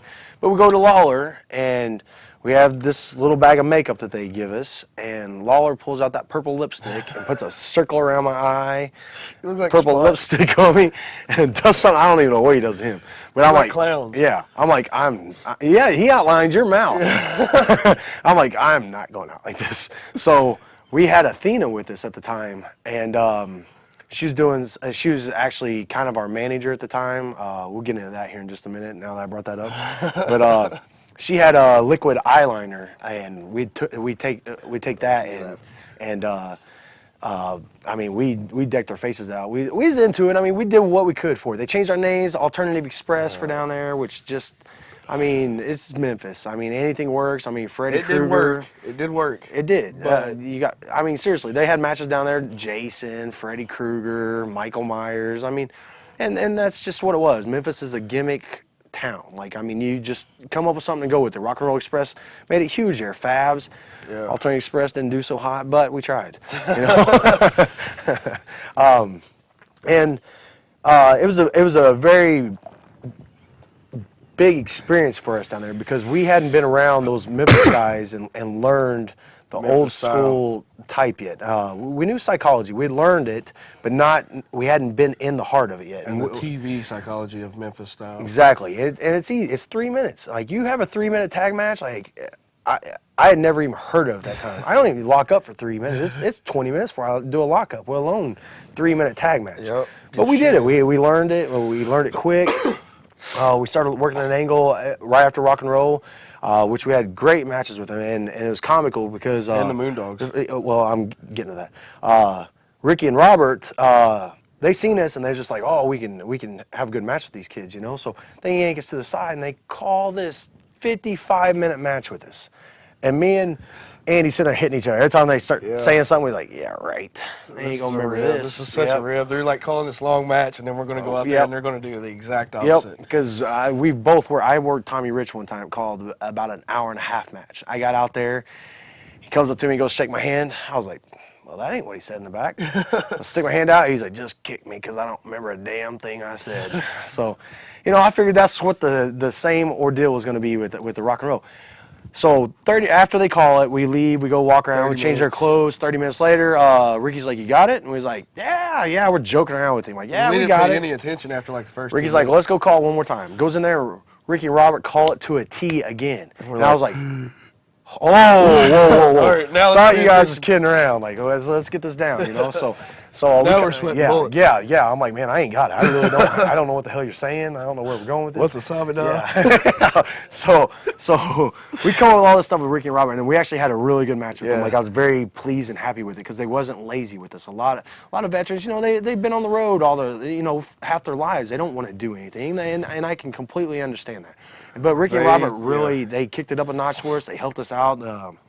And I'd just like to say, too, like, other than the first time we won the NWA Tag Team titles, working the Rock and Roll Express in the Mid-South Coliseum was, like, the first time in my career that I actually had to stand back and kind of mark out and be like, wow, is this really happening? Because, like I said at the beginning of the interview, you know, my grandmother was the one that got me into wrestling, and she was such a huge Rock and Roll Express mark. And I grew up, of course, loving the Rock and Roll Express, and here I am, you know, 15, 17 years later, and me and Chase are wrestling, you know, my idols of all places, the Mid-South Coliseum. And I mean, I even like pulled them to the side after we got done with the match and just kind of had to explain the meaning of the match for me personally. And they were very, you know, some guys would be like, whatever, but they were very cool guys about that. So professional, very professional. Right after that, Too Cool was trying to make a comeback at that time. They was just getting back together, trying to get a deal with the Fed, and Jerry pulled aside and was like, you know, we got Scotty and Brian. We're trying to put them back together. We need you guys to do something with them on TV right here. It's their first match back together. Yeah, it was their first match. So We get out there. It's probably a 6-minute match with them. It's on TV. It's live now, right? Live TV. I mean, there's no messing up. When you mess up, there's no doing it over, no cut. I mean, it's live right then and there. So we get out there, and they do their little comedy spots at the beginning. We get Scotty in there. We're beating up Scotty. Do the double down for Scotty to go make the tag, and Brian jumps off the apron and runs to the back. So we're like, what? No Brian, no hot tag. The hell just Live happened? TV. So we grab Scotty, pull him back. We're like, what just happened? Scotty's like, I don't fucking know. Just keep going. Keep going. You know? Keep me up. I don't know if he's going to come back. I don't know where he just went. So Brian is out of the picture for minutes. I mean, but it seems like forever in our head. You know, we're just like, where the hell did he go? Here he comes. He comes back out, jumps up on the apron. He's ready to go. Face is all green. Oh, yeah. He's blue. out of it. He's so out of it that when they make tag, Brian comes in, he goes up top for his leg drop, and the ceiling's here. I mean, you can't get on the top rope. So he gets on the second rope, grabs onto these little beam things, and walks out, raises his leg, and drops his little leg on it. I thought Chase was dead. Yeah. I thought he killed you. I didn't know what the hell he's doing. It wasn't a leg like doing drop, these it was monkey an bar ass smash. Yeah. And it ain't like I ain't been beat up a million times. Like I'm okay with that. As you can see with my nose and everything, like it just happens. So, anyways, we get in the bag and come to find out Brian's on the apron, doing his deal. Messed up. He had to run the back, throw up, and we had to cover until he got back out there. So we did really good with him though, and Brian was the screw up of it. I don't imagine that, but anyways, after that, like we kind of got a little bit of support behind us. You know, Jerry started liking us. Jimmy always was really polite to us, and then they stuck us with the Moondogs. Well, I didn't grow up watching wrestling, so I just heard little stories here and there about Evansville and the Moondogs, but I had never watched them work. I had never seen them beforehand. It was Larry Latham and a guy he had been training. That was I don't even know what he was going as. Had but, no clue. Yeah, but he had the look though. Yeah, he looked like a Moondog. So they started doing a little thing with this, and we'd set up a match in Jackson, Tennessee, or something like that, and it was a hardcore match. It was a strap match. We had fans around the rings with straps, and their manager at the time was April Pennington, who had a whip. Okay, so she's outside the ring with the whip. I mean, we got fans with belts outside the ring. We didn't bring anything out to the ring. They bring 2x4s to the ring, and not kendo sticks, not trash cans. They bring like a radiator. Didn't they bring a 2x4s. radiator? I mean, they brought everything. And they don't sell. Like, you know, we're doing the working, you know, and they're just looking at us, and they're beating the shit out of us. I'd get hit, and I'd roll out. As soon as and I wasn't rolling out to get hit. I was rolling out because I was knocked the hell out. I roll out. You got fans, which ain't really hitting you hard with belts, but you got April Pennington with a freaking damn bullwhip, wham, like just jacking us with this bullwhip. I'm rolling back in, cussing. I'm like, I'm getting hit with 2x4s. I'm like, fuck this shit. Yeah. So Andy grabs a chair, I grab a chair, and we hit it on the ring post, and we bend these chairs in the corner, flip them over, and we just waylay the Moondogs. I mean, fucking busted beat the young them. kid wide open. Stitches, everything. We're just like, fuck you guys. Fucking, you're going to sell for us. So that was our first big shoot type right there, where we stood up for ourselves. Get in the bag, Jimmy Hart's like, you know, what just happened? You know, we're telling Jimmy, we're like, man, fuck this shit, you know. Those guys, you know, they wanted to fight, and that's what we're going to do. We'll fight, you know. I don't care what they did back in the day, you know, this is nowadays. So Jimmy's cool about it. He understands. Everybody's calming us down. And Corey Macklin comes in and rips us off on our pay, you know, and gives a shitty payday.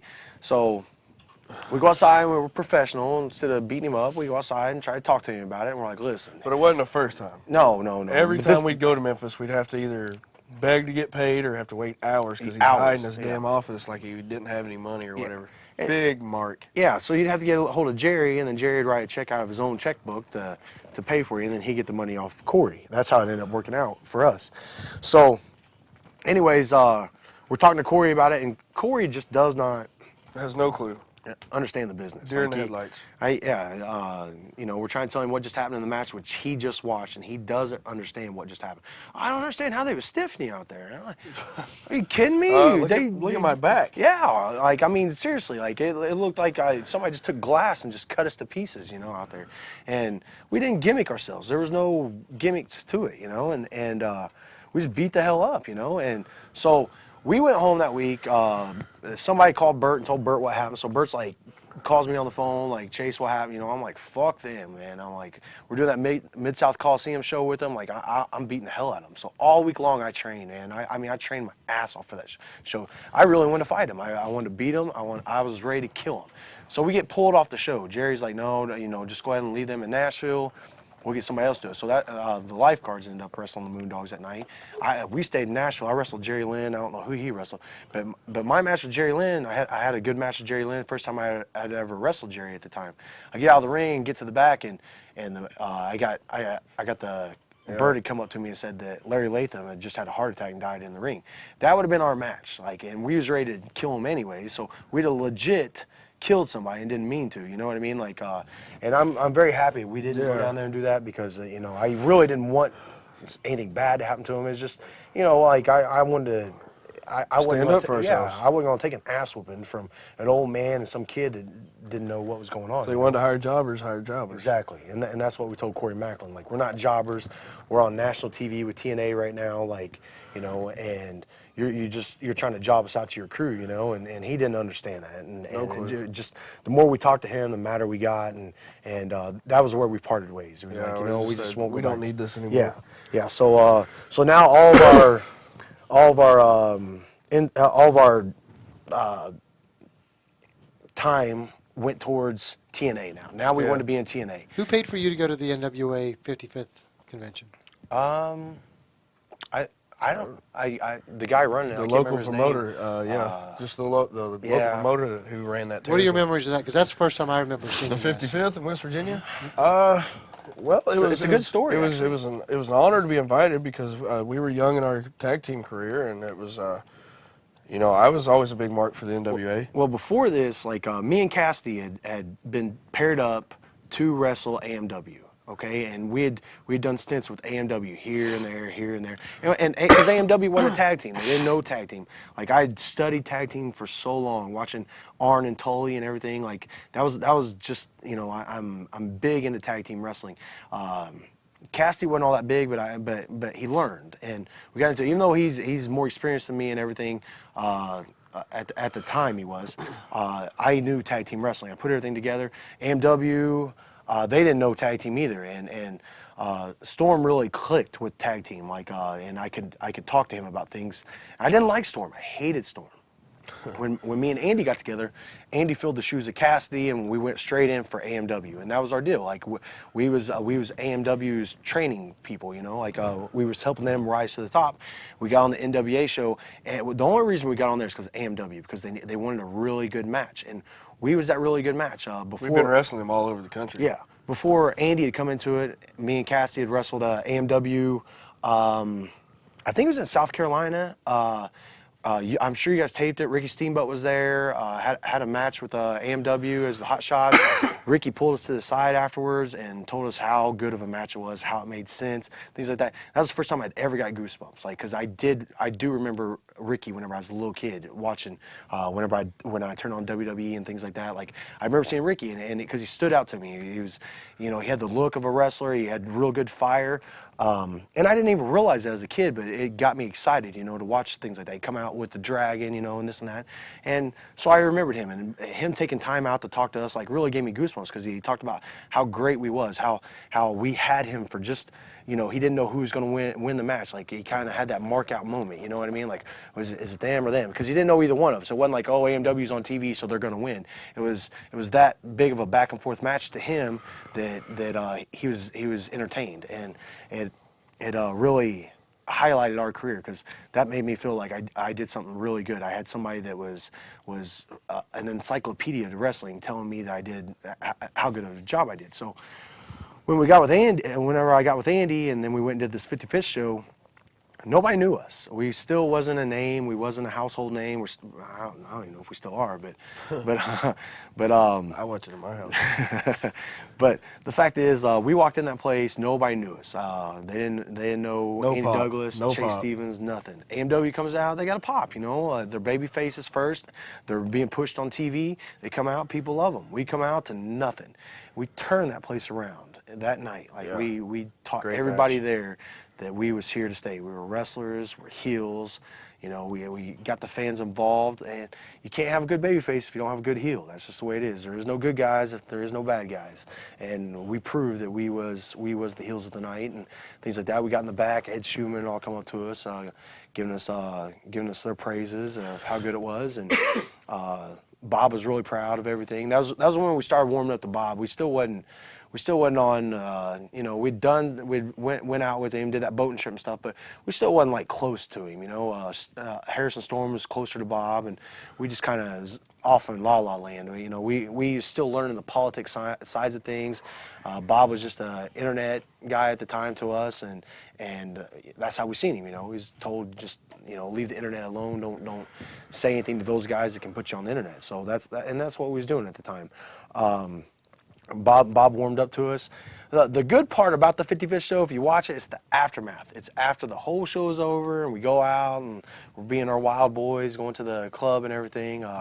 We end up going out in BFE. There were cornfields, mailboxes, going over hills, and next thing you know, we just run into this club out in the middle of nowhere. Yeah. It's got the lights going back and forth. It's like the only bar or club within like a 45, 50-mile radius or Yeah. anything like that. So So it's- everybody's there. So it's the Naturals, AMW, a couple other guys. We walk in. Of course, we look like somebody. Nobody knows who we are, but they know we're something.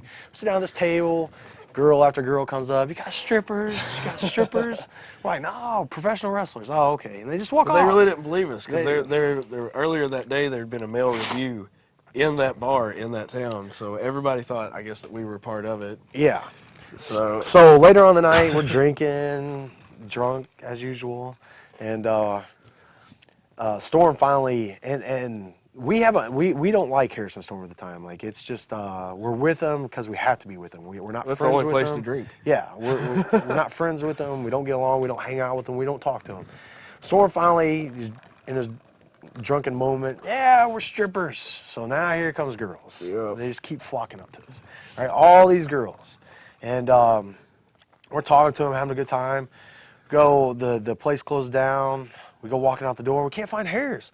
Harris outside, he's got like 8 girls lined up in a row, and they don't have their tops on. Like they all got tops on. He's doing like titty checks, going out through them. And it's cold out. Like Yeah, it was we're just like holy shit, you know, like and we're drunk and they're not. I'm not saying 8 cute chicks. I'm saying 8 Chris Harris chicks. So, well, this is a shoot interview, right? yeah. He's So gonna be so cowbell. hot. He's gonna be so hot. So, anyways, he's doing the checks. We're over at the car. We're like, come on. And he's like, are you seeing this? We're like, yeah. Are you looking up a little bit? Like, look at their faces. You know, he's like, they're coming back to the hotel. You know, like he's driving, so he's got the keys on him. So we get him back to the car finally, and they go get in their car and they're following us. And we're all drunk, just having a good time. And Storm's like, call Bob. So Harris calls Bob up, and Storm's like telling me and Chase are into it. So Harris is on the phone telling Bob, like, hey, you know how Storm gets. He's drunk. He's talking shit. And he's just having a bad mouth Chase. And they're both in my car right now. And we're bickering back and forth, just working it. And he's like, Chase ain't backing down. He's like, I'm just really scared they're going to fight, you know. And so Bob's like, when you get here, give me a call. So as soon as we pull in that parking lot, it's us pull in, the girls pull in, another car pulls in. We get out of the car, and me and Storm go at it. You know, we're working it, but we go to the ground. We're just going at it. I'm on top of Storm. Here comes Bob out there, In his underwear. little short, bald-headed fat guy, a little bit of hair on the back, in his underwear. Here comes burrowing out there. Stop. Yeah, he doesn't even grab us. He just stands over top of us. He's like, do you understand how big of idiots you look? He's like, the whole NWA board is standing right there. So Everybody's peeking out their windows. yeah, we both stand up. And he's like, we are so sorry. Like, it's a work. Like, we was joking around. Like, we just thought it was going to be comical, get you out here, you know. He's like, yeah, well, you just made a fucking fool out of me and a fucking fool out of yourselves. So as this goes on, like, we're trying to apologize. The girls are still in their car waiting to see, because they didn't understand that we was playing around fighting. These guys get out of the car. And these guys are talking shit. Like, hey, buddy, how's it feel? Get your ass whipped. Talking to Storm. And Storm's like, are you kidding me? Like, do you have any clue who you're talking to, you know? And these guys just keep on running their mouths. And Storm's like, man, I ain't fucking around. Get the fuck out of here. Well, the whole time, to be honest, I mean, there was two of them. They were tiny guys, drunk. Well, as one hell. was really tall, kind of, you know, heavier set, But and the other one's real short. The moral of the story is the whole time we're begging them. I mean, we're pleading with them, guys, you really, really don't want to do this. Like, I mean, we're seriously, there's 4 of us, 2 of them. We're trying so hard to talk our way out of this fight because it can't end good. And Bob's standing in the middle, and Storm's the aggressor in this one. Like, we're kind of standing back. I'm not comfortable at this point in time. Like, I'm still trying to warm up to Harrison Storm and Bob and things like that, and Andy is too. And we're just now starting to mingle together and get to know each other. So I'm not the aggressor, and Storm is the aggressor. And Bob's got a hold of Storm, going, Storm, no. And Storm's, Bob, come on, let me go, you know. And these guys are talking shit. Come on, Bob, why don't you let your boy Storm go one round with us, you know, and this and that. Man, I just kept hearing it, and I was like, fuck this, man. I was like, there ain't nobody holding me back. I go over there, I was like, hey, motherfucker, I spin him around. And I boxed my whole life. Like, it's just the way it is. I miss. So drunk, I was like, son of a bitch, I'm wide open, you know? Like, I just threw my knockout punch, and I missed, you know? well, the next thing I see is I'm looking this way, and I see a streak. That's all I see. I just see a streak go this way. And it stormed with like a flying burrito. Yeah, bobs my head down, just jacks this guy. And then this guy goes down, so I'm just standing there. Harris is over there talking to the girls. He's or too something. drunk, he don't even remember what happened. So I picked this dude up. I picked the dude up in a shoot full Nelson. Next thing I know, he's a punching bag for Chase. I mean, Chase is just lighting him up. And then I look over this way, and here goes Storm with like 5 or 6 steps, boots this kid like he's a football, right? The fact that Andy can't hold him up. Like, he's so out of it. Like, I mean, his legs are just dragged to the ground. It's just like Andy's trying to hangman him, you know? So Andy lets go. He goes down, falls to a knee, falls to all fours. He's in the baby crawl position. Storm comes up with a 100-yard kick, fucking just field goals, just like, boom, right in the face. And, like, I've never heard a louder kick in all my life. Like, he had cowboy boots on and just kicked this guy, like, stone in the face. Like, I was like, He's dead. like, you know, like, I've been in so many fights, unreal. But to see something like that, I was just like, that guy just died. So I look over this guy, and the first guy that had been hit by Storm, he is in a puddle of his own blood. Like, it's coming around his face. Shaking, like Yeah, he's in convulsions, and bubbles are coming up out of his blood. So, like, I'm just like, that guy really did die. Like, we really just killed that guy. So I turn around, this guy's trying to push himself back up. Here comes Storm again, runs, boom, kicks this guy in the face again with these cowboy boots. I'm like, motherfucker, like, what the hell? Bob grabs on Storm, stop! Storm, in the heat of the moment, elbows Bob, knocks Bob out. Boom! Bob goes down. Fuck, Storm gets back in, runs. Boom! Kicks this guy again. Bob's trying to get up, grabs onto Storm. Storm's like, fuck you! Bob goes back down. So as this goes on, Chris Harris is on the sidewalk now, watching. The whole time. Basically, yeah, nowhere to be found, right? And me and Andy's like, what is going on? gotta Like, stop. these guys are done. Like, it's over. The fight's over. So Bob's like, you guys are going to jail. You guys got to get out of here. So me and Storm go running. Andy's trying to help everything out. Like, I know punch and run, right? So we run up to the NWA guys and shake all their hands. Like, we are so sorry. Like, we was messing around.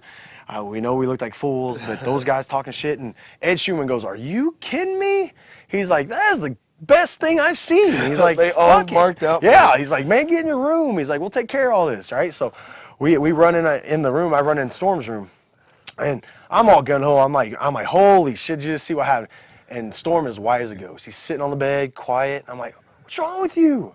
He's like, man, I knocked Bob out. I was like, oh, you didn't just knock him out. I was like, you just knocked the shit out of me. So all this goes on, like a big bang at the door, you know, and I was like, man, that was a cop knock. I was like, we're fucked, man, we're fucked. And it's Andy out there pulling a fucking rib on us. But I didn't know that. Like, Well, that's you know, only they got the because- peak hole covered. I got like, dude, That's this only cops, because man, this before that cops. happened, I'm outside trying to corral the girls up to keep them from leaving. And as I'm doing that, a cop pulls up, and I'm like, "Oh shit!" It's obvious. They got the guys out of there. The Well, hold NWA on. board members. The cop pulls up, and he's asking me, there's these girls here, and he's asking me if I've seen a fight or did I see any guys get beat up. And I was like, well, I didn't see anything, but I saw two guys that would look like they got beat up drive off. And I looked down, and I'm standing in the dude's puddle of blood, and the cop's front tire is also in the puddle of blood. And I'm just like, sweat starts pouring. I'm like, I didn't see anything. Please leave. So finally, he's like, okay, we'll go get them. And they left, and then that's when I pulled the rib on the boys with the cop knock. Yeah, so we're scared to death to answer the door. Like, I mean, I'm like, man, I'm going to jail in West Virginia. Like, what the fuck? Like wrong turn 3, you know what I mean? Like, so we answer the door, big rib, everybody comes in, laughing. Bob ain't really in a good mood at this point in time. But, so we go to our room. I think Harris took his 8 girls, wherever. So we go to our room. Next morning, the phone rings, and it's early in the morning. It's Bob. He's like, Chase, get your clothes on. I was like, why? He's like, the cops found out it was you guys. They come back here and they got Storm, and then they got him questioning, and your name got brought up, so they wanted to question you. And I was like, well, tell them fucking come get me in Nashville. I ain't fucking going down there.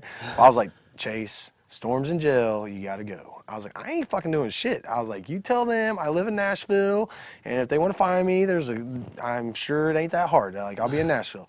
And so I hang up on Bob, and Andy's like, are we going to jail? I was like, I ain't doing shit. I was like, we can get our clothes on. Let's get the hell out of here right now. I was like, I'm not going anywhere. I was like, screw the cops. So Storm comes and knocks at the door, and I open the door. I'm like, what the hell? I open the door, and Storm's like, fuck you. Like, if I was in jail, you wouldn't have come? I was like, hell no, I ain't coming. I was like, you make more money than me. You get your own self out of jail, man. You can tell them it's me all you want. I was like, I'm going, 600 miles the other direction, so they can come get me if they really want me. I'm sure those guys wasn't that bad off, you know what I mean? So that was West Virginia. Yeah, that was a West Virginia story. It was a good match, though. Yeah, it was a good match. Pretty much your first year in TNA, I mean, it was you and AMW married to each other. Right? Yeah. You did everything you can do. But what kind of deal and what kind of promises were you made when you first started with TNA? We was on, How many false promises can you be made? I mean, the thing is we was on the one deal stints for a while, and then it was then they offered us. What happened was before Andy and I was with Cassidy. It was a couple one deal stints. I did some stuff with WWE. Did some dark matches. Did a couple just dark matches with them, and that killed everything that I had going. So me and Cassidy did that, and then we sit home for 6 months. Then Cassidy didn't come back. I come back with Andy, and getting back there, it was everybody's really, I thought everybody was really cool. It was a family-oriented show at the time. Like, everything was really good. Jerry Jarrett was running things. Like, Jerry seemed to really like us. We ended up with Jeff, like doing the little things with Jeff. And like, if you're in good with Jeff, like, you're okay, and everything was actually running good. They gave us the ball. They let us run with that. We had that ladder match, the main event on the Wednesday pay-per-views. We did the ladder match with AMW, and the fact that they gave us the main event, being younger guys that they didn't trust at the time, we get out there, do the main event, and we tear the house down. We did a hell of a ladder match, I thought, and I was very proud of it. Like, you got your stupid stipulations, I don't know who comes up with that, Vince Russo, but it's just, we had stole AMW's gear, and I was wearing the cowboy gimmick, and he was wearing the Wildcat gear, and we had painted AMW's faces and things like that, and they kept trying to get their gear back, and we stole the titles from them. We was wearing the titles out. We wasn't true champions at the time, and then we broke the record. And no, we broke the record. We beat them for the titles. It was probably a 12-second match. Bell ring. Andy hits him with the belt, covers him. I keep him occupied. 1, 2, 3. And I just rolled him up. I didn't hit him with the belt. I wouldn't cheat. No, you're not a cheater. No, never. So, anyways, get the 1, 2, 3, and that I think that was the quickest pin in the tag teams for the world titles in history. So, we got that one, and then we come back. We're champions now. We still have their gear, and we have that ladder match, and it's if they win, they get their gear back, and they get a title match. So they win the ladder match. AMW wins the ladder match. It's a great match. We come back the following week. They set up a 6 sides of steel cage match. This is whenever we first got the 6-sided ring. Yeah. And that I don't think there's ever been a 6 sides of steel because when we got to the show that next Wednesday, the cage hasn't been built yet. They're still in the back welding it. They're putting it together. We have no clue what the cage looks like. We don't know how high it comes. We don't know anything about it. They don't know anything about it. They're like, we don't know if it's going to hold up. So we were guinea pigs. Like that's why we was in the 6 sides of steel. Like, let's see if it breaks and kills these guys. So, but we don't understand this at the time. We're just happy to be in the main event. Like we're even nervous. Like before we walk out and because I don't think anymore. Like I'm so brain dead. Like I walk down the curtain, I get in, I don't realize there's people at home watching this and things like that. I work the cameras, but that's all I'm working for, And Andy looks at me and is like, do you realize, like, this is probably the biggest show we've ever been on? And I'm just like, at that point in time, nervousness hits. Yeah. I'm like, asshole, like, why'd you have to say anything to me? What do you think about that? He's like, we're in the main event, this and that. So we get out there, cage is set up, we check it out. And this is the first time we've seen it because they didn't set it up before the show. We didn't get a practice run. We don't know what's going to happen. We call what we think we can do in there. We get out there. I was going to do the shooting star off there on that show, that very first 6 sides of steel match. I had already planned it out. I was doing the shooting star. We go out there and everything works so smooth. Andy's dying of blood loss because he decided to write his name in his head. But other than that, like trying to get the last name. But other than that, it's a great match. It's good and bloody. If you like bloody matches, watch it. We gets towards the end of the match. It's time for me to do my shooting star. I'm climbing up and I hit my head on the camera, which I think is the ceiling because I don't realize I never paid attention to how tall that cage is. That's when they first got that boom camera too. Yeah, so. yeah. So when I hit my head, I was like, everything goes really fast in your head. I was like, I just hit the fucking ceiling. Like, son of a bitch. What am I going to do now? I look up and it's a camera in my face. It's like pulling back. I was like, oh, it's just a camera. So as I climb up backwards, it's shifting. Like, everything's moving on me. And I was like, holy cow. Like, the whole top of it is just like, it's not together. Not sturdy whatsoever. So, and if you fall off backwards, you die. I mean, there's no living through that. Like, I'd have been paralyzed and I'd been blowing through a straw to move my wheelchair, So I decided that I should probably just do the moonsault right then and there, and that's what I ended up doing. Like, I did the moonsault. Everybody still missed me, and I landed. Yeah, Andy caught me. Andy was the only one that caught me. So we hit, and the match went 10 minutes longer than I think it was supposed to, because they're supposed to go off the air, credits supposed to roll, things like that, and you're on a time queue, and we had it set up the way to go home. Rudy gave us the go home cue, and it got drug out, and we couldn't keep Storm down. Storm kept coming, going, no, we're not done yet. We're not done yet. And I don't know if he heard the cue. I don't know how it went, but I was really nervous. Yeah, I was too. Because like Rudy, you can see Rudy's face because Jeff Jarrett's on the mic with Rudy, basically telling Rudy like, "Fuck you, take it home now. We're cutting him off the air," And like we ain't got the finish in yet. He kicked out of the natural disaster, and we was supposed to do a chair shot to him, and he kicked out the chair shot. The people was there. He kicked out the chair shot. He was like, ah, like don't kick out, like that's the finish, So he comes up again. I blast him as hard as I can with the chair to keep him down, and he goes for the cover on him this time. 1, 2, 3. He actually stays down, and when we get out of the ring, like Jeff's just not mad at us. He's not upset at all. Like he was, it was a great match and things like that. But they didn't get the credits to roll and things like that. And he was really worried because instead of going off 10 minutes before the hour, we went off 2 minutes before the hour. So he was really worried about that. And that was we thought right there was our elevating moment. We was world champions. We just went out in the main event and tore the house down. We had the fans the whole time. I thought that was one of our greatest matches we've had a couple, but I thought that was our greatest highlight of our career, and that's you know, we really thought that was it. Like we have a. Well, we thought it was because that was 2 weeks in a row of being in the main event, and you know, it was nerve-wracking for me because I don't think they announced it or said anything on the commentary, but I had a hairline fracture in my leg from the ladder match when I got backdropped from the ring to the ladder when the ladder was set on the apron and the guardrail. If you go back and look, I think it was my ankle hit on the guardrail all funny. And so I only had 1 week until the cage match. And so, I mean, I was hobbling around real bad. I had a hairline fracture in my leg, like I said. And so now we've got back-to-back main event. You know, you've got 2 gimmick matches, a huge ladder match and a huge cage match.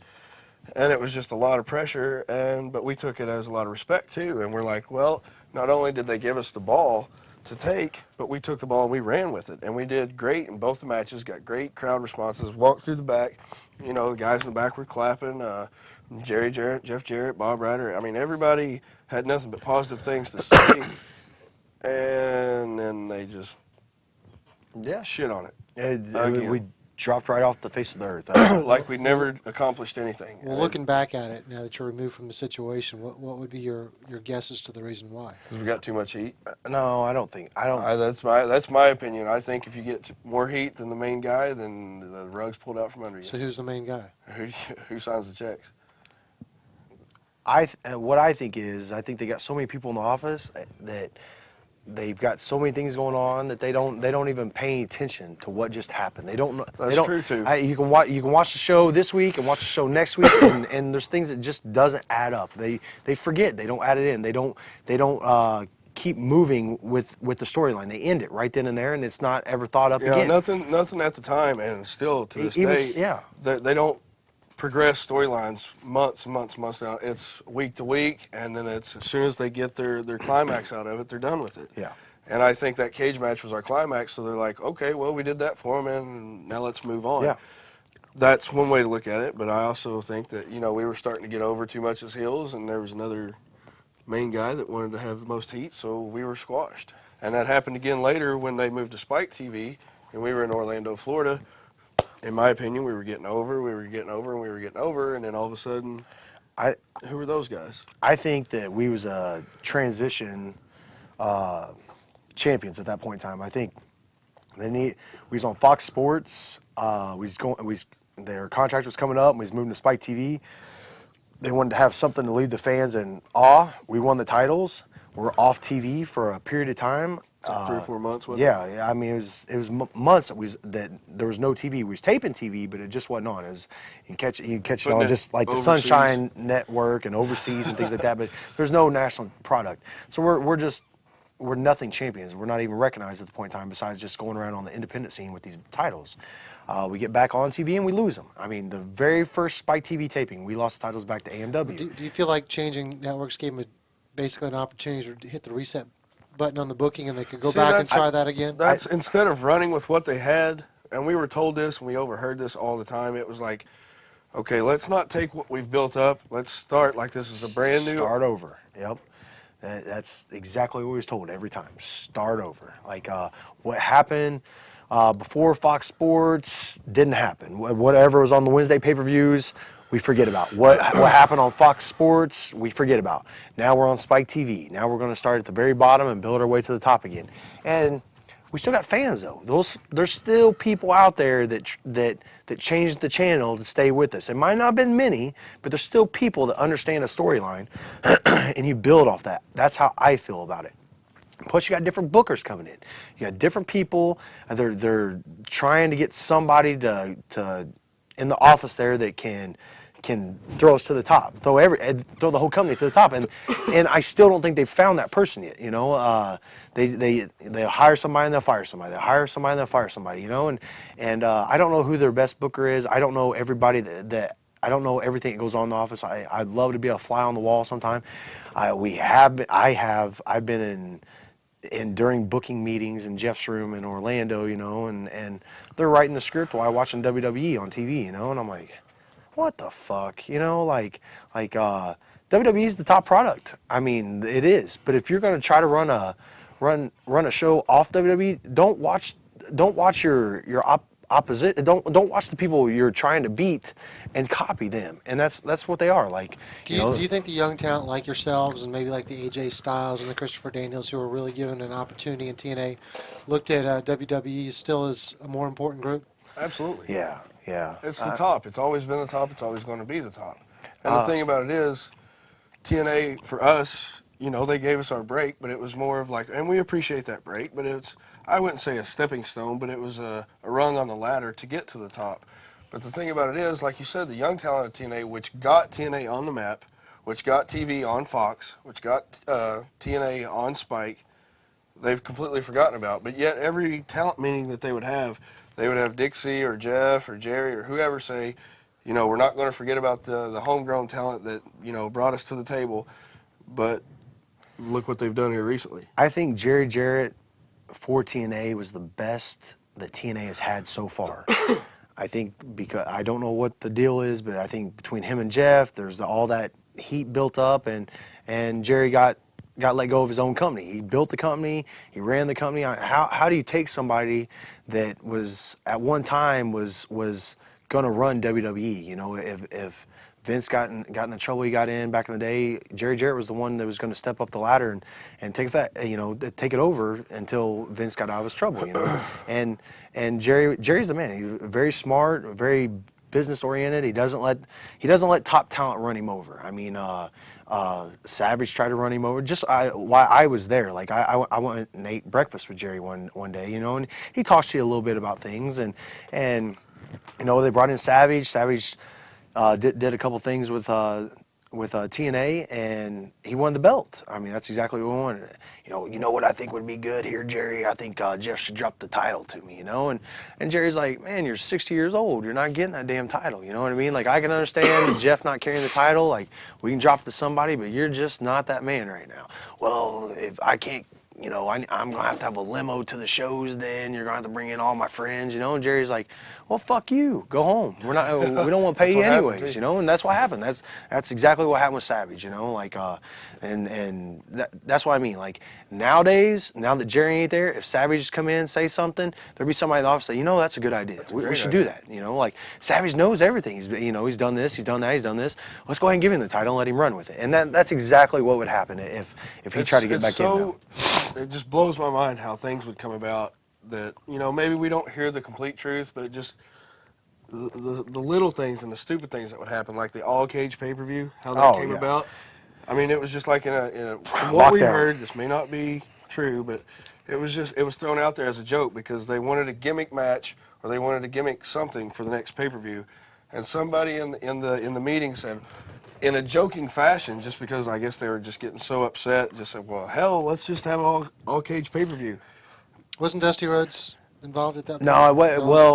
No, it wasn't Dusty. It was what happened was Dixie had bought the company now, and she was running the company, and she liked gimmick matches. She wanted something to keep the fans involved, and she was like, they'd just done that Clockwork House of Orange match, the pay-per-view prior to that, and we need something to top that. We got to have something big. And Jerry Jarrett spits out, well, let's just have a pay-per-view full of cage matches. And she's like, that's a great idea. That was awesome. Yeah, let's do that. And Jerry's like, son of a bitch. So that's what we did. We come up with lockdown. We had a full cage match pay-per-view. I mean, the thing about TNA is they had so many people that ran it, that were involved, that worked in the office, that were extremely business smart, that had no fucking clue about wrestling.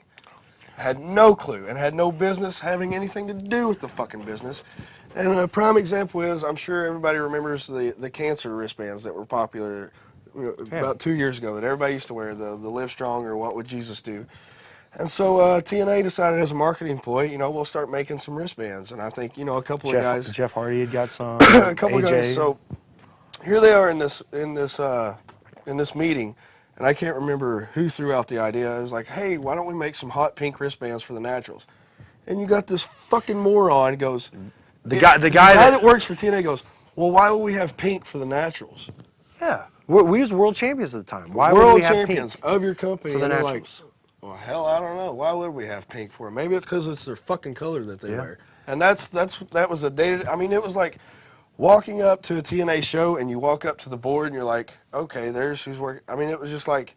Yeah, let's just throw this spaghetti against the I wall mean, and see what it little was a common term in noodle stick. Orlando to go back to the locker room and be like, especially the young boys, be like, who do you have heat with, or who'd you piss off Yeah. to get the match that you got? I mean, it never made sense.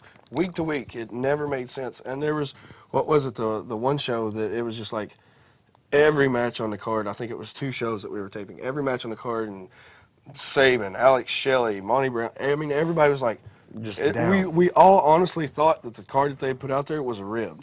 We were seriously all waiting on them to come back and say, we're just joking, guys. Yeah. Here's the real card, because everybody in the locker room was just like, what in the hell is going on? You hear stories about people being down. They get in their contracts and they're not on TV and things like that. Like the TNA contracts up until just here recently, it was you only got paid if you was on TV, and it wasn't much pay period anyways, because we was building a company. Yeah. No, we wasn't building a company. We was saving money so we could bring in Kurt Angle, Booker T, Christian, Sting. That's what we was doing. The homegrown talent was getting ripped off. And if you look back, I mean, who's still with TNA that started there besides AJ? That's about it. That's about it. I mean, really, because and he's made to be a joke right now. Like it's just. Well, like we were talking about earlier, the homegrown talent. What pisses me off the most is the few times that we went and asked for a raise. I mean, we weren't asking for a huge amount of money. I mean, a couple $100 extra per paycheck, whatever. But every time we were shot down saying, well, we don't have the money right now. But it came down to it as the homegrown talent, the people that made this company, that, like I said, got it on Fox, got it on Spike, got that 1.0 rating. Well, we can't give the Naturals a couple $100, but let's go out and spend $500,000 or $1 million on Sting. Let's go out and spend $500,000 or $1 million on Kurt Angle, on Christian, on everybody else. And what's the rating right now?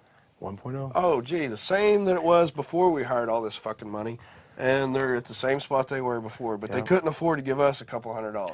Yeah, it's just. And it was just, And it was we- so and- bitter, and- and we did Do you everything. think your mentality is any different than the other guys?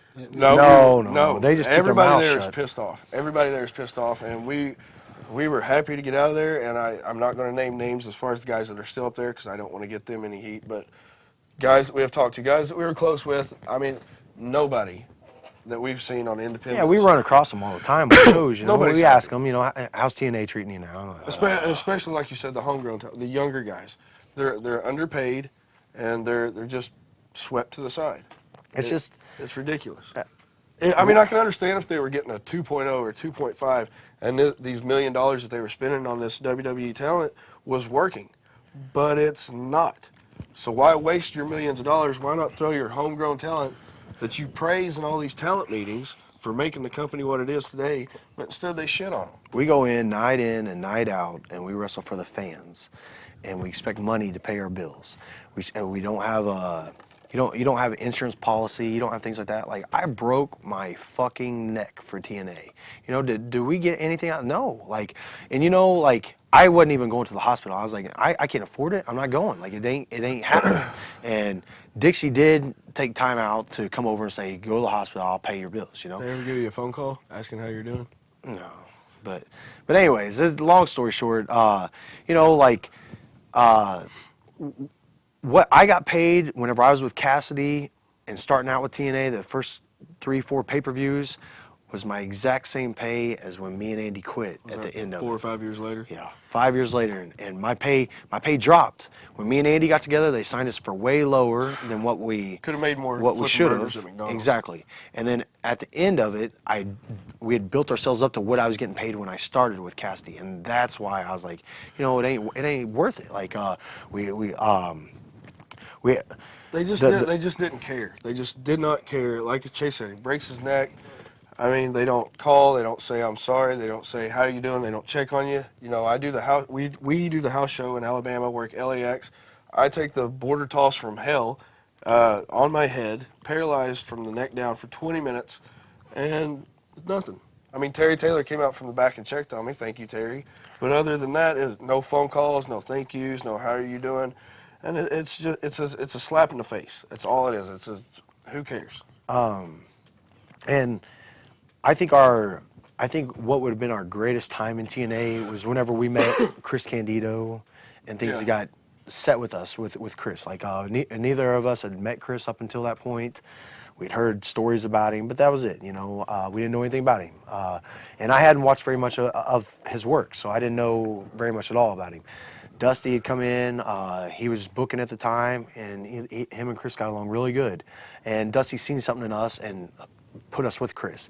And Chris, just like me and Andy met, we didn't call things. We didn't talk to each other about things. I didn't say, you know what, Andy, when I do this, you do this. When you do this, I'll do this. It wasn't like that. Chris come in and did the exact same thing.